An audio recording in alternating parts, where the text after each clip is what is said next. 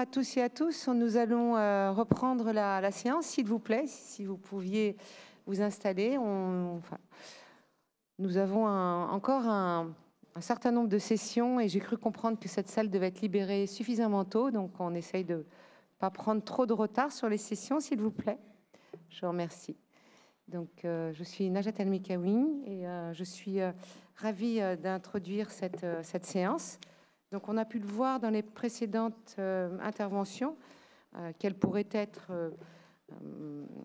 les impacts du vieillissement démographique. On a pu entendre par nos précédentes intervenantes que le vieillissement devenait un risque qui pouvait être aussi important et un risque qui accentue la pression sur l'assurabilité et qui, bien sûr, aussi renforce les vulnérabilités.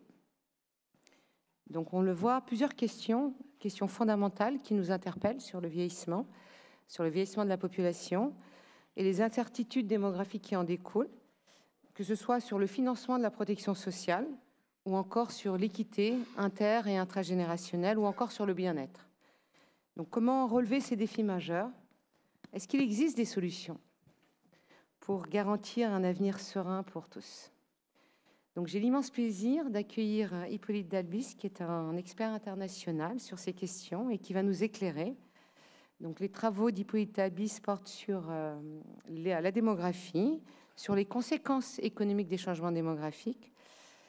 Et ces travaux sont essentiels pour mieux comprendre et aussi essayer d'anticiper les conséquences, les impacts de ces enjeux cruciaux en matière démographique.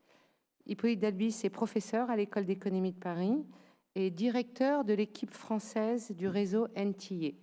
Alors, je ne sais pas si vous êtes familier avec ce réseau. Le réseau NTA pour National Transfer Account, c'est un réseau international qui est composé aujourd'hui de 100 équipes.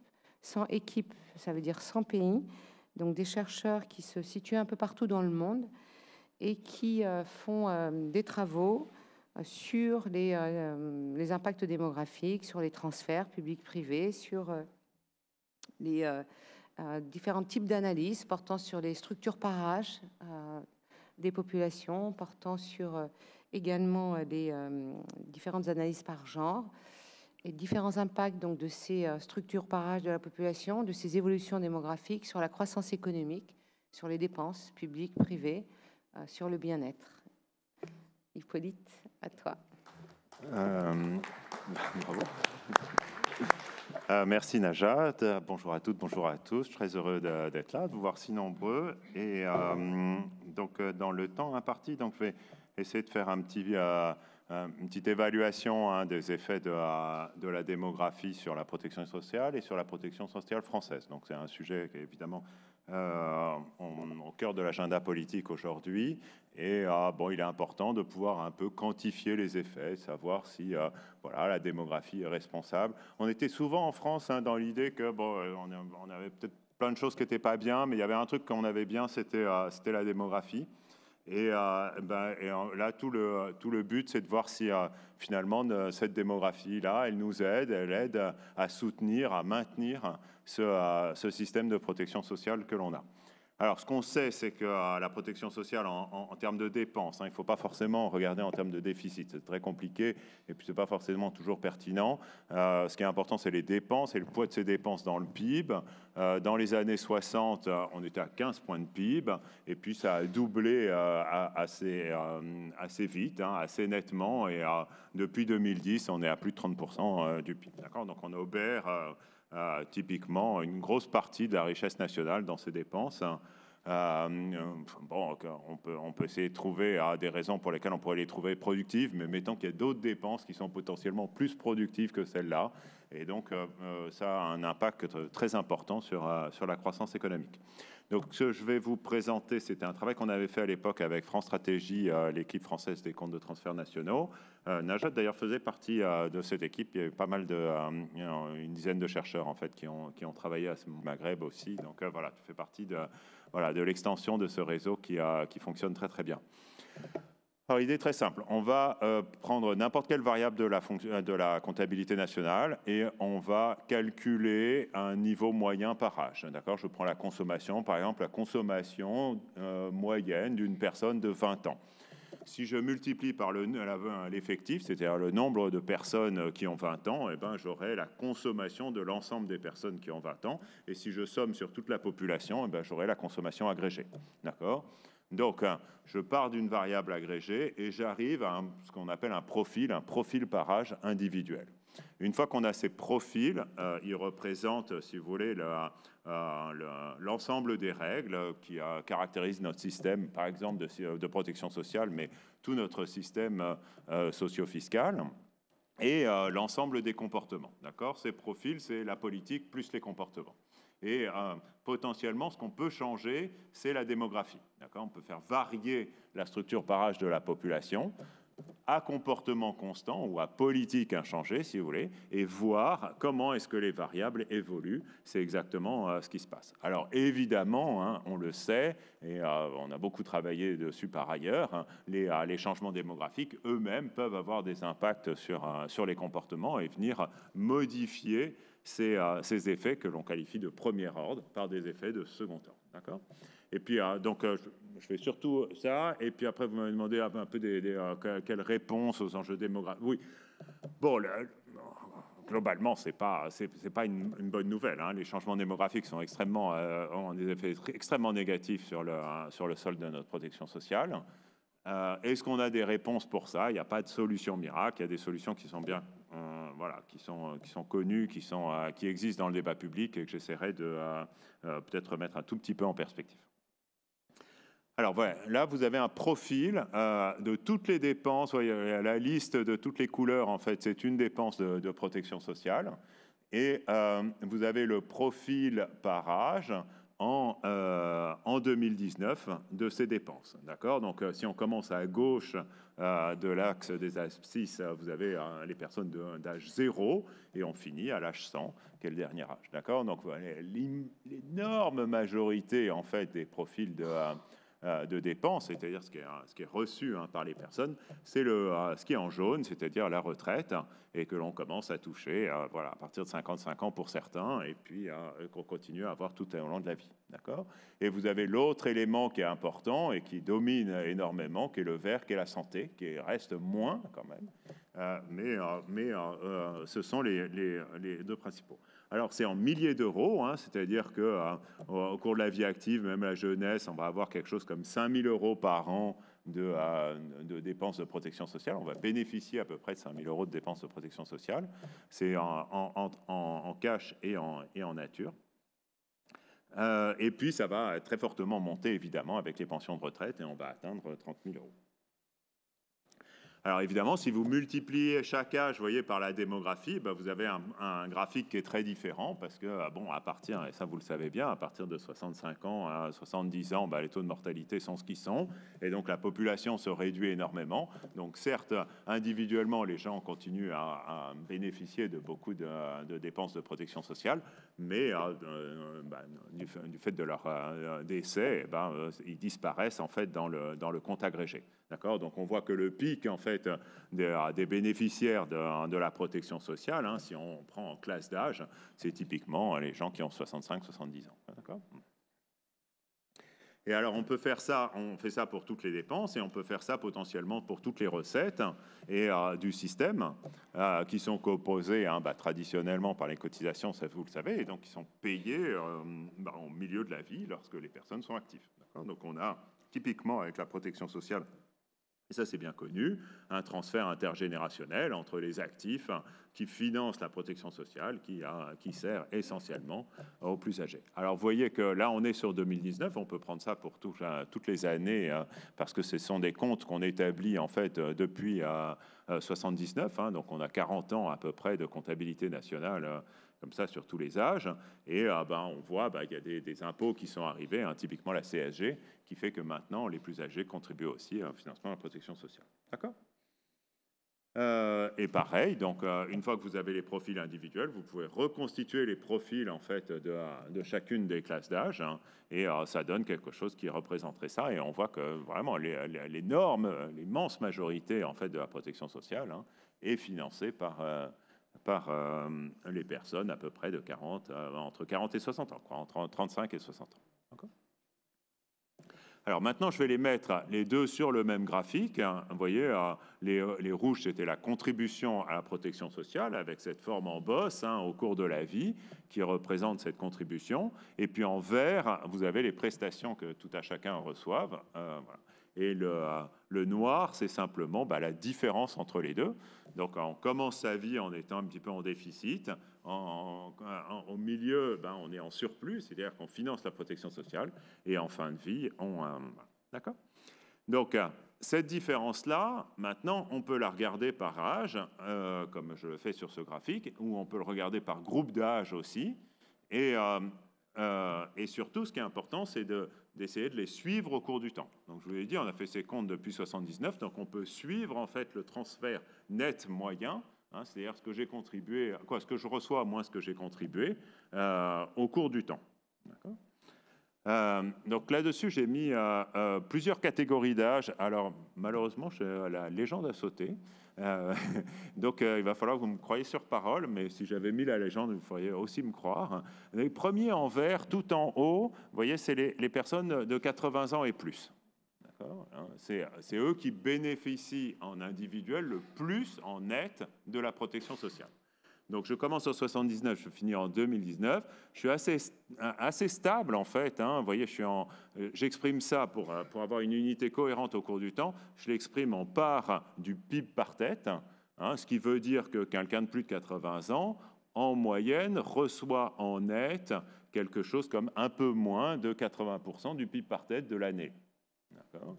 Et alors, ce qui est très intéressant quand même, c'est que c'était à peu près stable jusqu'à peu près 2008-2009, mais depuis, il y a une décrue, et une décrue assez significative, hein, et que l'on ne voit pas typiquement dans le débat public.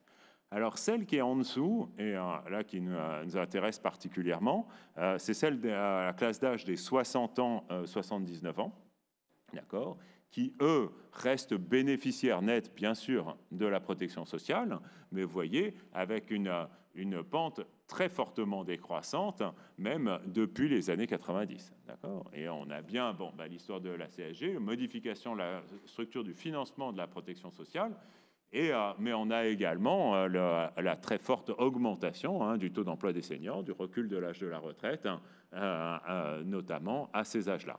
Et vous voyez que l'effet, il est quand même significatif, hein, parce que ça peut, on arrive à presque entre 15 et 20 points de PIB par tête. Hein. Voilà, donc l'idée d'une génération plus âgée qui serait qui seraient des profiteurs, qui auraient bénéficié en fait d'un système et notamment d'une protection sociale. En tout cas, vous voyez, elle est souvent dans le débat public. Elle flatte un petit peu l'idée qu'on peut avoir du boomer qui est un petit peu riche et tout. Mais vous voyez, en moyenne, c'est pas quelque chose qu'on voit. Hein. Je veux dire, au contraire, en net, c'est quelque chose qui descend et qui décroît assez fortement. Les verts, j'en parle pas beaucoup, c'est ceux qui ont les moins de 20 ans, donc ils sont contributeurs, ils sont bénéficiaires nets, mais c'est assez stable en fait. Hein, la jeunesse, du point de vue de la protection sociale, n'est pas sacrifiée. Alors là, la jeunesse arrivera beaucoup plus sur les dépenses de type éduc, etc., qui ne sont pas dans la protection sociale. Et vous avez les classes d'âge actives, hein, qui sont en dessous, qui sont, eux, par définition, en fait, les contributeurs nets, et qui restent contributeurs, mais dont l'évolution est moins significative que ce qui se passe chez les plus âgés. Alors, maintenant, une fois qu'on a ça, vous voyez, on a une structure par âge de la population, on a des profils, et je peux calculer un équilibre de la protection sociale. D'accord ? Je mets cet équilibre à 0, et puis pour à des fins de comparaison, ce que je peux faire, c'est que je peux prendre la structure par âge de la population 10 ans après. Donc j'étais en 19, donc là je me mets en 29. 10 ans après, je prends la projection de population telle qu'elle m'est donnée dans le scénario central de l'INSEE. je norme la population, hein, je ne veux pas d'effet de taille de population, ça ne m'intéresse pas, je prends juste la distribution. Donc je recrée la distribution, si on avait la même taille de population, mais qui est la distribution de 29, donc en 10 ans, ce que vous voyez, c'est que le baby-boom de 2010, pardon, les petites barres en clair, en fait, c'est la population de 19, et celle en foncé, c'est celle de 29 normalisée. Vous savez, il y a eu un petit baby-boom au tournant des années 2000, hein, les fameux millénials. Donc, eux, en 29, ils ont à peu près 29 ans, donc ils se sont déplacés. Hein, il y a relativement moins de jeunes. Il y a un peu plus de personnes âgées, parce que c'est aussi les premiers baby-boomers qui arrivent aussi dans les âges les plus élevés, vous le voyez à droite. Et surtout, vous avez moins de gens qui travaillent. Résultat, qu'est-ce que ça fait? Ça vous fait, par rapport au scénario initial, c'est-à-dire celui de 19, vous avez 56 milliards de plus de dépenses avec cette nouvelle démographie et 14 milliards de moins de recettes, ce qui vous fait un déficit du système qui n'est lié qu'à la démographie de près de 3%. C'est énorme. Ouais, on dit toujours que la démographie, c'est du long terme, etc. Mais là, en 10 ans, on dégrade, rien qu'à comportement constant, bien sûr, hein, donc l'effet pur de la démographie, sachant qu'il n'y a pas de rétroaction de la démographie sur les comportements, on les dégrade de 3 points de PIB. C'est colossal, d'accord ? Si je fais ça en prenant pour 39, c'est-à-dire 10 ans encore après, alors là, on voit que nos premiers millénials, ça y est, sont devenus très nettement actifs hein, dans les âges où ils contribuent plus. Mais vous avez surtout vous avez une baisse du nombre de jeunes, hein, ce qui est de fait pas si mal du point de vue de la protection sociale parce qu'ils sont quand même un petit peu coûteux, mais surtout vous avez beaucoup de personnes âgées supplémentaires et là votre solde de votre protection sociale se dégrade encore plus parce qu'on arrive à 5 points de PIB. Donc maintenir, vous voyez, un objectif de rétablissement des dépenses publiques face à cette trajectoire démographique qui spontanément vous dégrade complètement votre protection sociale, c'est réellement une gageure. Voilà. Donc le but, hein, c'était de quantifier. Après, alors là, incertitude, c'est un peu un grand mot parce que c'est vraiment très simple ce qu'on fait. On peut jouer avec les scénarios de l'INSEE, d'accord ? On peut voir un petit peu qu'est-ce qui fonctionnerait. Donc, pour rappel, hein, avec votre scénario central de l'INSEE, vous avez à peu près 3 points de PIB de dégradation à horizon 29, dû à la seule démographie, et 4,9 à horizon 39. Alors, je peux prendre les scénarios, par exemple, à fécondité hausse et fécondité basse. Ça ne joue quasiment pas à 10 ans, d'accord ? Et à 20 ans, là, finalement, vous avez, du fait de la fécondité haute, quand même une dégradation hein, qui est un peu marquée, mais qui n'est pas très marquée. On reste dans les ordres de grandeur, d'accord ? Les plus jeunes ne coûtent pas beaucoup ils ne rapportent rien mais à la protection sociale, mais ils ne coûtent pas non plus beaucoup à la protection sociale. Donc jouer sur le scénario de fécondité, on ne peut avoir des effets que lorsque ces jeunes deviennent actifs. D'accord ? Donc on est sur de vrais très très long terme. Donc en tout cas, ce n'est pas une solution conjoncturelle, même si ça peut avoir un impact à plus long terme. En revanche, hein, si vous êtes sur les scénarios un petit peu d'espérance de vie, alors là, vous avez un impact qui est assez significatif assez vite, d'accord. À horizon 29, vous réduisez en fait le déficit si vous avez une espérance de fertilité basse. Hein, si les personnes âgées meurent plus vite, évidemment, ils sortent plus vite. Il y a moins de bénéficiaires, hein, de fait. Donc, vous avez une baisse de la dégradation.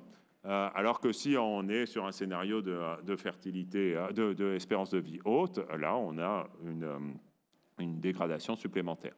Et à horizon 39, ces deux scénarios jouent sur presque un point de PIB. D'accord ? Donc, c'est en ça que vous avez un point de PIB de différence. C'est quand même assez colossal sur les 5. Donc, on avait un 20%, une échelle de 20%, rien que sur ces deux scénarios de fécondité. Et là encore, hein, on n'est pas sur des horizons qui sont très éloignés. Donc, l'incertitude est assez significative, étant donné ses conséquences sur l'équilibre de la protection sociale. Migration, c'est pareil, mais je saute parce qu'on va vite. Juste un point qui me paraît important, c'est que ce qu'on peut faire aussi, c'est reprendre la démographie d'un autre pays et puis on le met avec nos comportements et nos politiques en France et de se dire est-ce qu'on aurait une situation plus dégradée ou moins dégradée. Donc là, vous avez par exemple pour l'Allemagne où ils ont beaucoup moins de gosses, mais ils ont beaucoup plus de gens autour de 50 ans. Et en fait, avec la démographie allemande, notre sécurité sociale serait en meilleure situation. D'accord ? C'était pas intuitif, mais donc on l'a. Avec l'Espagne, où ils ont aussi beaucoup moins d'enfants que nous, mais beaucoup plus de travailleurs du fait notamment d'une immigration récente très forte, là, par rapport à notre situation, ils sont à 3 points de PIB de plus. D'accord ? Donc la situation est extrêmement favorable par rapport à la nôtre. Et l'Italie, même l'Italie, en fait, fait mieux. Et en fait, quasiment tous les pays font mieux. Donc, on a été assez étonnés. Il n'y a que la Finlande, heureusement, merci les Finlandais, qui ont une démographie moins bien que nous. Mais contrairement à ce qu'on peut penser, du point de vue de la sécurité sociale, en fait, on a la pire démographie de l'ensemble de ces pays d'Europe. Qu'est-ce qu'il faut faire? Donc, vraiment, en une minute. Alors, les solutions démographiques à un problème démographique sont complexes. Modifier la natalité, ça ne se décide pas, ça ne se décrète pas. On peut l'inciter, mais ça ne fonctionne pas nécessairement. Il ne suffit pas que le responsables politiques le disent pour que les gens fassent plus d'enfants. Alors on peut avoir des politiques qui sont extrêmement coûteuses et qui peuvent fonctionner un petit peu, mais qui peuvent avoir aussi des effets négatifs. La mortalité, là c'est très compliqué parce que ce qu'il faudrait, c'est que les gens meurent plus tôt et donc ça peut difficilement être un objectif de politique publique. Et l'immigration, c'est aussi un sujet qui est politiquement très sensible. Il ne faut pas oublier qu'une grosse part de notre immigration en France vient de la zone de libre circulation qui est la zone européenne. On a à peu près 100 000 Européens qui viennent chaque année en France. On pourrait essayer d'être plus attractif. Voilà, c'est vraiment ça. Hein. Évidemment que l'immigration est favorable. Les migrants, par définition, arrivent à 20 ans, donc au moment où ils sont contributeurs nets. Donc ça, c'est très... On peut jouer sur les taux d'emploi, si on ne peut pas jouer sur la démographie. Il y a une énorme réserve encore avec les seniors. On a fait beaucoup de progrès en France de ce point de vue, mais il y a encore des choses à faire.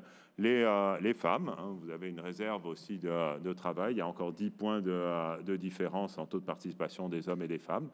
Et puis après, un ensemble de solutions économiques, mais je dirais qu'ils sont connues. Hein. L'idée, c'est que si vous avez un pays riche, c'est plus facile pour vous de financer votre protection sociale. Et donc, tout ce qui est éducation, recherche, amélioration du fonctionnement des marchés, vous rend plus riche et donc finance votre protection sociale. Voilà, je vous remercie. Merci.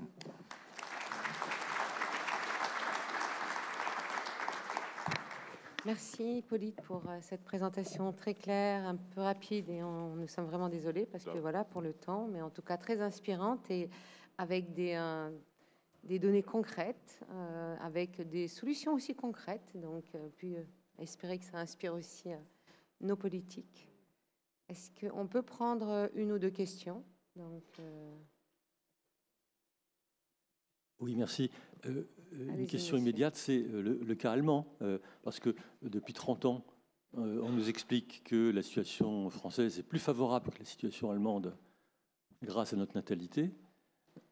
Et là, vos calculs montrent que, si je les ai bien compris, montrent que si on reprenait une population française formatée à l'allemande, qui en principe devrait conduire à des résultats catastrophiques, en réalité, notre déficit, le déficit du système social serait encore pire. Comment expliquez-vous ce résultat que vous avez présenté rapidement, mais qui mérite vraiment une analyse? Merci. Alors, moi, ce que je fais, c'est vraiment des choses très simples. Hein, c'est très transparent, justement. C'est ça l'avantage.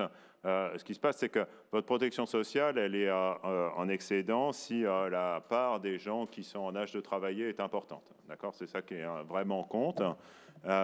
Nous, c'est vrai qu'on a vécu avec l'idée qu'on avait une bonne démographie parce qu'on était calé sur un autre indicateur, qui est l'indicateur du taux de nombre d'enfants par femme. D'accord? Mais évidemment, la démographie, elle elle évolue non seulement en fonction de cet indicateur, mais elle évolue aussi en fonction de l'immigration et de votre mortalité et puis de sa distribution initiale. D'accord ? Et c'est ça qui va vous donner votre proportion. Et là, je suis même pas en train de dire que les Allemands travaillent plus que les Français lorsqu'ils sont en âge actif. Hein. Là, je me dis, je prends les Allemands, je prends la structure par âge de la démographie allemande et je mets les comportements français. D'accord ? On consomme et on paye exactement comme les Français, mais avec la démographie allemande. Et bien là, simplement, votre ratio vous dit que c'est plus favorable de presque un point de PIB, quoi. Donc, oui. Donc, du point de vue de la protection sociale, je sais pas, il y a plein de raisons, peut-être pour nous dire que nous on est bien, mais en tout cas, du point de vue de la protection sociale, notre démographie, elle n'est pas bien. C'est pas, il n'y a pas d'hypothèse en fait, quoi. C'est simplement, je le prends tel quel, quoi. Pardon. Et mon fils souhaiterait savoir quand est-ce que la majorité des baby-boomers seront morts. Ce sera vers quelle année à peu près? Et l'impact sur les retraites? En fait, là encore, quoi, le terme baby-boom est impropre. D'accord, il est extrêmement... 45, quoi. Non, on arrive à 650 000 naissances par an pendant la guerre et vous avez un boom à partir de 46 et on va rejoindre très vite les 900 000 naissances. Les 900 000 naissances, vous les tenez à peu près jusqu'en 72-73. D'accord? Donc, c'est pas un baby-boom, quoi. Je veux dire, les gens disent baby-boom, mais il n'y a rien de boom, quoi. Je veux dire, on va de 46 à 73. Donc, on a une natalité extrêmement importante. Voilà, une classe extrêmement importante jusqu'en 73. Et après, vous avez un décrochage et voilà. Et donc, à partir de quand? Les premiers baby-boomers, vous voyez, ils sont nés en 46 et... les âges auxquels la mortalité commence à être assez sévère, c'est à partir de 70, 75. Donc voilà, il suffit de... Merci. Alors, oui, je suis désolée, je pense qu'on doit s'arrêter là, en tout cas pour cette session. Merci, Philippe. Et je laisse la parole à mes collègues pour la table ronde.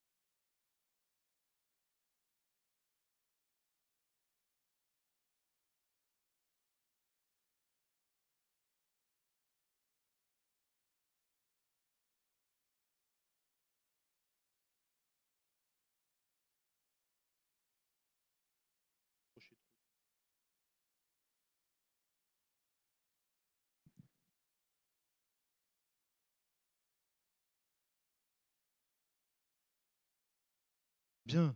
Eh bien, écoutez, on va lancer notre table ronde. Merci à tous d'être là et merci beaucoup à nos invités d'avoir accepté d'être avec nous ce soir pour évoquer un thème qui est le thème de la journée, repousser l'assurabilité, repousser les frontières de l'assurabilité. Où en sommes-nous? Alors, le biais qu'on a choisi avec les organisateurs, c'est où en sommes-nous au niveau de nos entreprises. Donc, on aura une vision et un partage des entreprises qui composent la chaîne de valeur de l'assurance. C'est un biais important.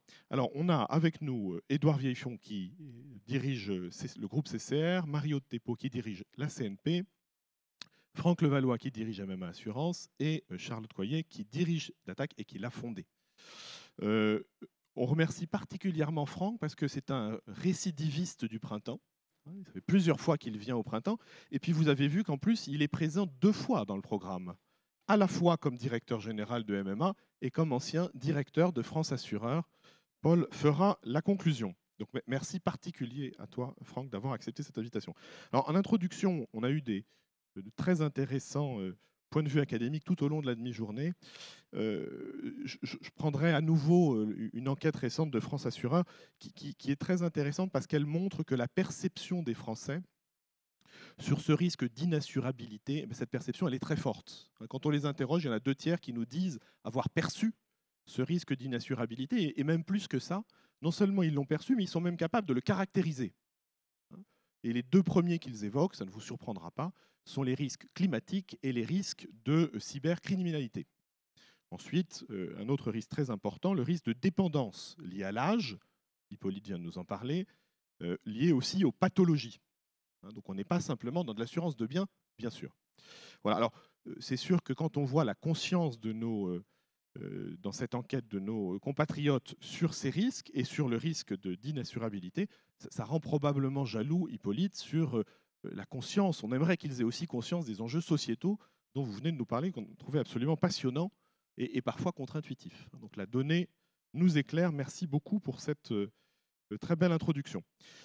Merci aussi aux organisateurs qui ont trouvé ce panel, je trouve, très représentatif des risques qui intéressent les Français lorsqu'ils réfléchissent à l'inassurabilité.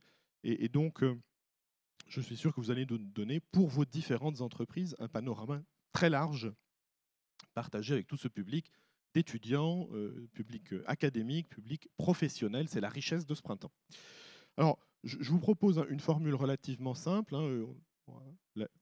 La question que je vais vous poser, voilà, faire le petit tour de table et chacun va y répondre comme il veut, soit avec ce qu'il a préparé, soit en réaction avec ce que dit le précédent. D'accord ? Alors peut-être une première question est évidemment liée à la réalité de vos entreprises et aux risques que vous couvrez en tant qu'acteur de la chaîne de valeur. D'abord, quelles sont les actions que vous avez menées au niveau de chacune de vos entreprises pour commencer à repousser les limites de l'assurabilité ? Édouard, pour commencer. Merci et bonsoir à toutes et à tous, ravi d'être là. Alors, CCR, c'est un petit peu particulier puisque c'est le réassureur public qui bénéficie de la garantie de l'État et qui a une particularité, c'est d'assurer des risques qu'on appelle non assurables. Donc ça commence bien, ça commence par expliquer qu'on arrive à faire quelque chose d'impossible et le terme est un peu incongru. Qu'est-ce que ça veut dire un risque inassurable dont vous entendez souvent parler ? C'est un risque qui n'est pas assurable par le marché seul, spontanément. C'est un marché sur lequel il y a une carence, où les assureurs privés, avec leurs réassureurs privés, ne peuvent pas atteindre une rentabilité normale, ne peuvent pas atteindre l'équilibre technique. Et là, qu'est-ce qu'on fait dans ces cas-là ? On abandonne et on laisse l'inassurabilité se mettre en place, ou on met un petit coup de pouce. Et le petit coup de pouce, alors il peut être sous différentes formes, mais c'est de toute façon un coup de pouce public. En l'occurrence, dans notre système principal, qui est le régime CatNat en France, c'est un petit coup de pouce qui est avec la garantie de l'État. Une garantie de l'État, c'est un avantage, c'est que c'est rémunéré. Donc non seulement on a un réassureur qui s'interpose entre les assureurs et l'État avec sa garantie, et donc qui est rémunéré normalement comme un réassureur privé, mais en plus, ce qui est moins connu, c'est que l'État gagne de l'argent, puisque sa garantie est rémunérée, alors que s'il intervenait ex post à travers des fonds, comme ça arrive dans d'autres pays, on peut penser à l'Allemagne par exemple, eh bien, plutôt que de gagner de l'argent, il en perd. Et évidemment, sur une garantie de cette importance, quand on garantit des risques extrêmes, il est normal que la rémunération soit élevée parce que le risque est énorme. Alors ça, c'est pour dire un petit peu ce qui est le cadre général. Des risques inassurables, il y en a qui existent, il y en a qui sont très connus. Évidemment, dans les risques CatNat naturels, depuis un siècle ou plus, l'assurance sait que pour les inondations, les tremblements de terre, les mouvements de terrain, c'est inassurable au sens où les assureurs ne peuvent pas tout assurer. Il suffit d'un risque de pointe. Un cyclone, il suffit qu'il y ait un catégorie 5 qui passe à La Réunion. Pour une inondation, il suffit d'un débordement de la Seine. Tout ça, c'est des enjeux à 25 milliards d'euros. Donc évidemment que ça n'est pas assurable tout seul sans une intervention, sans une garantie de l'État. Et ça, on le sait depuis longtemps. Après, nous couvrons les CatNat, nous couvrons d'autres risques qui sont moins connus, par exemple le risque de terrorisme, nous couvrons aussi un petit peu de nucléaire, mais ce qui est important d'avoir en tête, c'est que nous couvrons dans le principe tous les risques qui sont inassurables, où le marché seul ne peut pas faire, et où par ailleurs il y a un intérêt socio-économique ou social à le faire, puisqu'évidemment il y a une deuxième limite d'inassurabilité, qui celle-là est une limite économique qui est plus complexe à calculer, c'est qu'il y a bien un moment, dans certains cas, où il faut abandonner. Exemple, sur les risques naturels, c'est bien d'assurer contre les inondations et les submersions, contre l'érosion du trait de côte, qui n'est plus une question d'aléa, mais qui est une certitude et où c'est plus qu'une question de temps. À l'évidence, ce n'est plus de l'assurance, et là, c'est plus assurable du tout. Donc, dernier point sur un peu cette introduction. Aujourd'hui, chez CCR, nous surveillons à peu près une quinzaine de risques qui sont à la frontière d'assurabilité ou d'inassurabilité. Ça ne veut pas dire qu'on pense que ça doit rentrer dans notre périmètre. Et à la fin, de toute façon, le seul juge, c'est l'État qui déclare à la fin, à travers la garantie qu'il nous offre. Et de toute façon, en général, il a besoin de l'autorisation de Bruxelles en matière d'aide d'État. Mais in fine, aujourd'hui, on surveille une quinzaine de risques, au-delà des risques que nous faisons aujourd'hui, soit des risques qui conjoncturellement ne sont plus assurables. On peut penser à l'assurance crédit que nous avons réassuré 2 fois dans l'histoire, une fois pendant les subprimes, une fois pendant le Covid. Et puis aujourd'hui, on a des débats sur les émeutes, sur le cyber, peut-être sur la grêle. Je ne dis pas qu'il faut que CCR récupère la grêle aujourd'hui, je dis qu'on regarde et qu'on ne sait jamais. Voilà, ça c'est pour introduire. Ces notions sont, ma conclusion de cette introduction, c'est que souvent ces notions ne sont pas si connues que ça, qu'il y a une grande confusion entre, je dirais, l'inassurabilité assurantielle, actuarielle classique, et puis le gain économique, le gain social, avoir quelque chose qui s'interpose entre ne rien avoir et aller au bout de l'intérêt social de la protection d'un territoire. Et en plus, comme c'est un sujet économique, je trouve que c'est assez intéressant de l'évoquer aujourd'hui. Merci Édouard. Marie-Aude. Alors, bonjour à tous. Donc, Marie-Aude Thébault, je suis directrice générale de CNP Assurance. Et peut-être pour vous présenter en quelques secondes ce qu'est CNP Assurance, on est un groupe international. On est présent dans 19 pays aujourd'hui en Europe et en Amérique latine. En France, on est numéro 2 sur l'assurance vie et l'assurance emprunteur. On couvre 36 millions d'assurés en prévoyance protection et 13 millions en épargne retraite. Alors, on est assureur complet, même si on a une large dominante sur la partie assurance vie. On est aussi l'assureur, un des assureurs des collectivités locales, mais sur la partie protection sociale, donc assurance, prévoyance et santé, on couvre 3 millions de fonctionnaires. Dans notre raison d'être chez CNP Assurance, alors aussi un mot de contexte, c'est on appartient au grand pôle financier public. Donc en fait, on est une filiale de la Banque Postale, la Poste, la Caisse des dépôts. Donc on est dans le giron grand pôle financier public. Et donc on a notre raison d'être qui est d'apporter au plus grand nombre des solutions qui protègent et facilitent tous les parcours de vie. Et donc, en ce sens, le sujet sur l'assurabilité, repousser les limites de l'assurabilité est clé pour nous. Et au-delà de juste communiquer, on veut vraiment avoir des actions fortes. Et pour commencer, je voudrais juste apporter 2 exemples de ce qu'on a fait concrètement au sein de notre entreprise en France. Le premier, c'est la mise en place de la garantie aide à la famille. Donc, c'est une garantie qu'on a mise de façon systématique sur tous nos contrats d'assurance emprunteur, donc liés à des crédits immobiliers, qui permettent de soutenir financièrement quand on a un enfant qui a une maladie ou un accident. Et donc, c'est de base dans nos contrats emprunteurs. On a été précurseurs parce que depuis, c'est passé comme dans tous les contrats d'assurance emprunteur, enfin en tout cas comme une option au moins à proposer. Nous, c'est systématique. On était les premiers à le faire. Un des exemples où on va proposer des garanties nouvelles. En deuxième sujet sur lequel on a beaucoup travaillé courant d'année 2024, donc toujours sur l'assurance emprunteur parce qu'on est un des leaders, c'est l'accès à l'assurance emprunteur pour les personnes qui ont eu un cancer du sein. Aujourd'hui, en France, il y a le droit à l'oubli qui existe et donc il faut attendre 5 ans. Au bout de 5 ans, on peut souscrire l'assurance emprunteur au même tarif que l'ensemble de la population.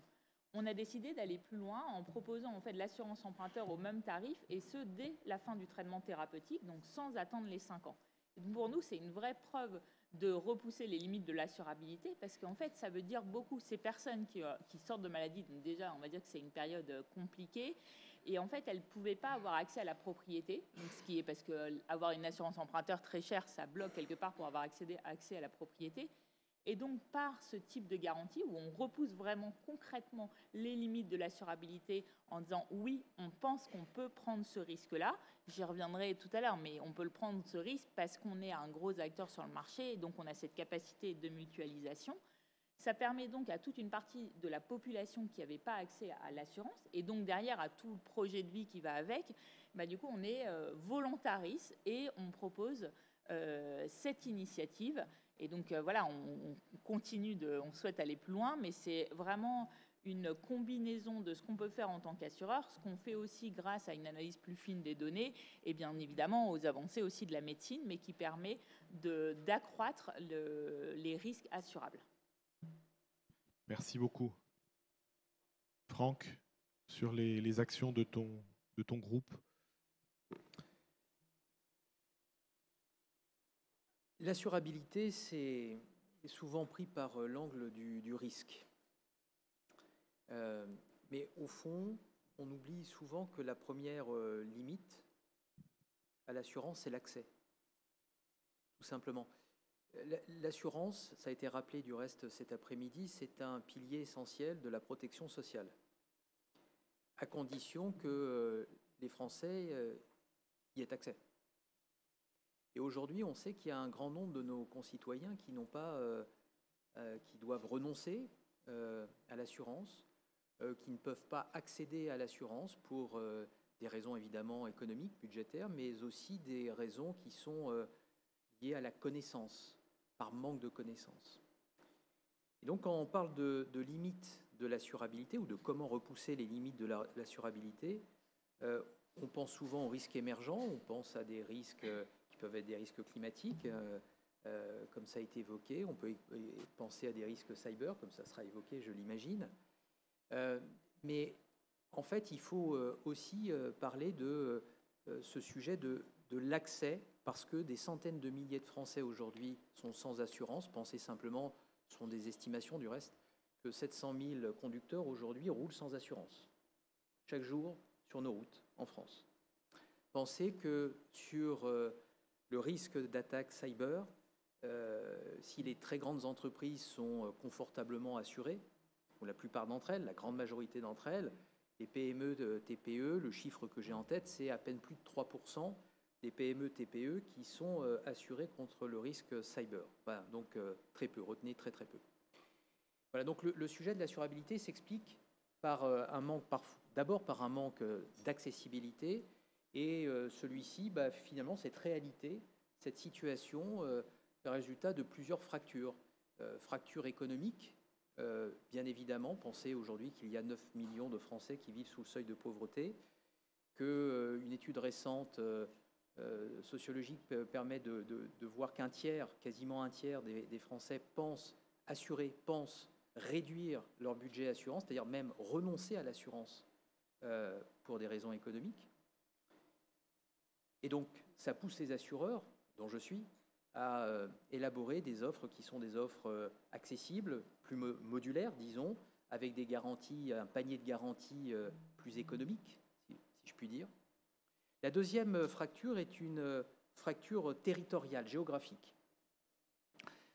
Tout le monde, alors j'imagine que dans la salle, à voir l'équipement dont vous disposez devant vous, ordinateur ou portable, vous êtes tous à l'aise. Mais tout le monde n'est pas à l'aise. Tout le monde n'est pas né digital. Et donc, il faut aussi préserver ce caractère, cette relation humaine, de proximité, de personnes. La territorialité, c'est aussi le fait d'être ancré dans les territoires, d'être partout. Partout, ce n'est pas uniquement dans les grandes agglomérations, c'est aussi sur la diagonale du vide, entre le nord-est et le sud-ouest, où la densité de population tombe à 30 habitants par kilomètre carré. Et le modèle que nous défendons, que je défends depuis d'ailleurs des années, c'est celui d'une présence territoriale avec des agences qui sont au nombre aujourd'hui de 1600 sur l'ensemble du territoire, 1600 agences MMA, ancrées dans tous les territoires. Et vraiment pas que les grandes villes, même c'est assez éloigné de cela. Et puis la troisième fracture que je vois, c'est une fracture culturelle par manque de connaissances. Quand vous regardez les statistiques des personnes qui roulent, par exemple, sans assurance, une personne sur deux, donc sans assurance, conducteur sans assurance, a moins de 30 ans. Il y a un sujet d'éducation, de culture, pour prendre en compte, avoir conscience des risques auxquels on est exposé et des risques auxquels on peut exposer des tiers. C'est une question que je pense être culturelle autour de la prévention et de la pleine conscience des risques. Pour conclure ce point, je dirais que l'assurabilité, c'est d'abord une question d'accessibilité. Merci Franck. Charlotte, avec un petit rappel de ce qu'est DATAC. Merci. Avant peut-être de vous parler de DATAC, déjà, je voulais vous dire que je suis ravie d'être ici parce que je suis ingénieure de formation de Télécom Paris Tech Et j'ai aussi été actuaire. J'ai eu mon diplôme à l'université Paris-Dauphine, donc je suis ravie d'être sur les bancs de l'école aujourd'hui. Et c'est ce qui m'a poussée à venir aussi participer à cette table ronde. Avant de créer Datac, moi, ça fait 15 ans que je travaille dans l'assurance. Sur les données, la modélisation. J'ai été 5 ans chez CNP Assurance avec Marie-Aude, donc on se connaît très bien et j'avais choisi CNP parce que c'est l'endroit où il y a le plus de data, c'est l'assureur qui a le plus de data en France, avec les plus de 30 millions d'assurés couverts en assurance de personnes. Et l'idée de Datac, elle est venue, moi, en 2020, quand en fait j'étais chez un gros assureur qui s'appelle là AXA. Et alors que le monde était à l'arrêt, les hackers n'étaient pas du tout à l'arrêt, eux. Et en fait, en 2020, les entreprises, elles ont dû se digitaliser toutes de manière parfois très forcée et très rapide. Et parallèlement, c'est là où il y a une explosion des cyberattaques. En 2020, le nombre de cyberattaques a été augmenté par 4 et leur coût aussi. Et les assureurs ont perdu de l'argent. Beaucoup d'argent, donc on parle de ratio sinistre sur prime au-dessus de 100% en 2020, en 2021. Et donc forcément, les assureurs, quand ils perdent beaucoup d'argent, ils réagissent. Et comment on réagit? On limite, on va dire, je reprends tes mots, l'accessibilité à l'assurance. Et en fait, ce qu'on a fait, c'est que on a diminué les plafonds, on a augmenté les franchises, mais surtout, on a mis des prérequis à l'assurance cyber. Donc pour protéger les entreprises des cyberattaques, on a mis des prérequis. C'est-à-dire qu'on demandait aux entreprises d'avoir un niveau minimum de cybersécurité. Et ça a imposé des questionnaires très compliqués et qui étaient très compliqués à remplir pour les entreprises, et puis surtout des prérequis qu'il fallait avoir. Et donc, il y a eu une époque où moi, je refusais 90% des demandes des entreprises, des entrepreneurs qui voulaient protéger leur entreprise du risque de cyberattaque, parce que c'était devenu le risque numéro 1 pour les entreprises.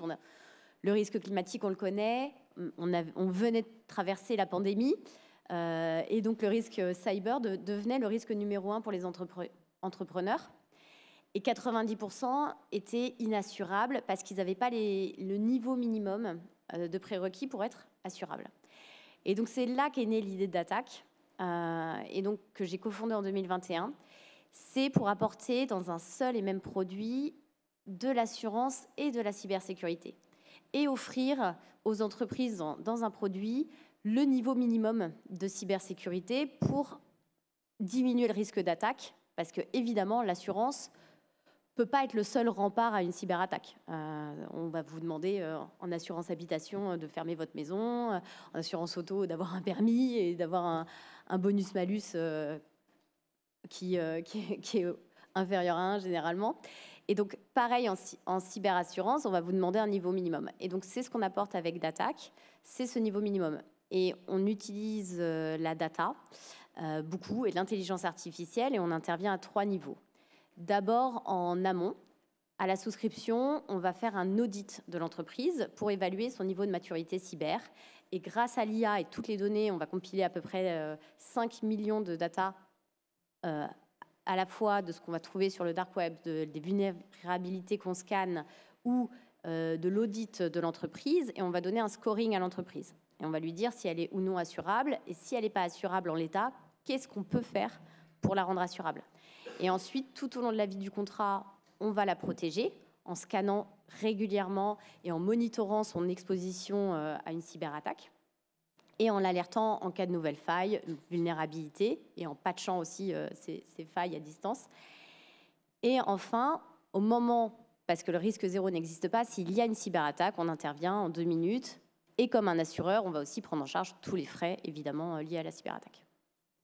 Merci Charlotte, merci à tous les 4 pour ce premier tour et les actions concrètes que chacune de vos entreprises ont engagées déjà. Peut-être la question qui vient tout de suite après est, si on se projette bien sûr sur cette année 2025 et à plus long terme, quelles sont les actions que vous envisagez, qui vous semblent les plus importantes, prioritaires pour les risques dont vous vous occupez, et puis avec quels acteurs, hein, comment vous voulez engager les différents acteurs dans vos entreprises pour à nouveau repousser ces limites, ces frontières. Édouard ?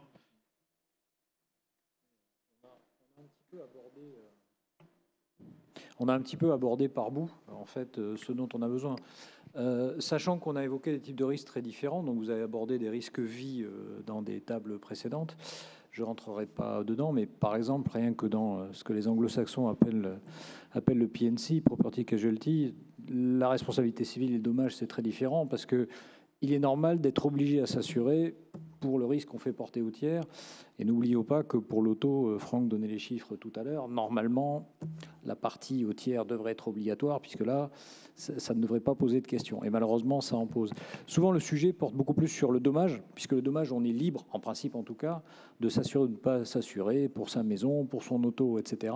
Et c'est là que la question de l'accessibilité ou de l'économie se pose, puisqu'on sait très bien que lorsque c'est difficile, lorsqu'il y a de l'inflation, ce sont souvent sur des dépenses d'assurance non obligatoires, en commençant souvent par la prévoyance d'ailleurs, qu'on réduit la facture, et qu'on réduit d'ailleurs la facture de façon parfois inconsciente, puisqu'on a l'impression de faire des économies en euros, et en réalité, on enlève des garanties, puisque l'assurance est très compliquée. Alors, qu'est-ce qu'il faut faire?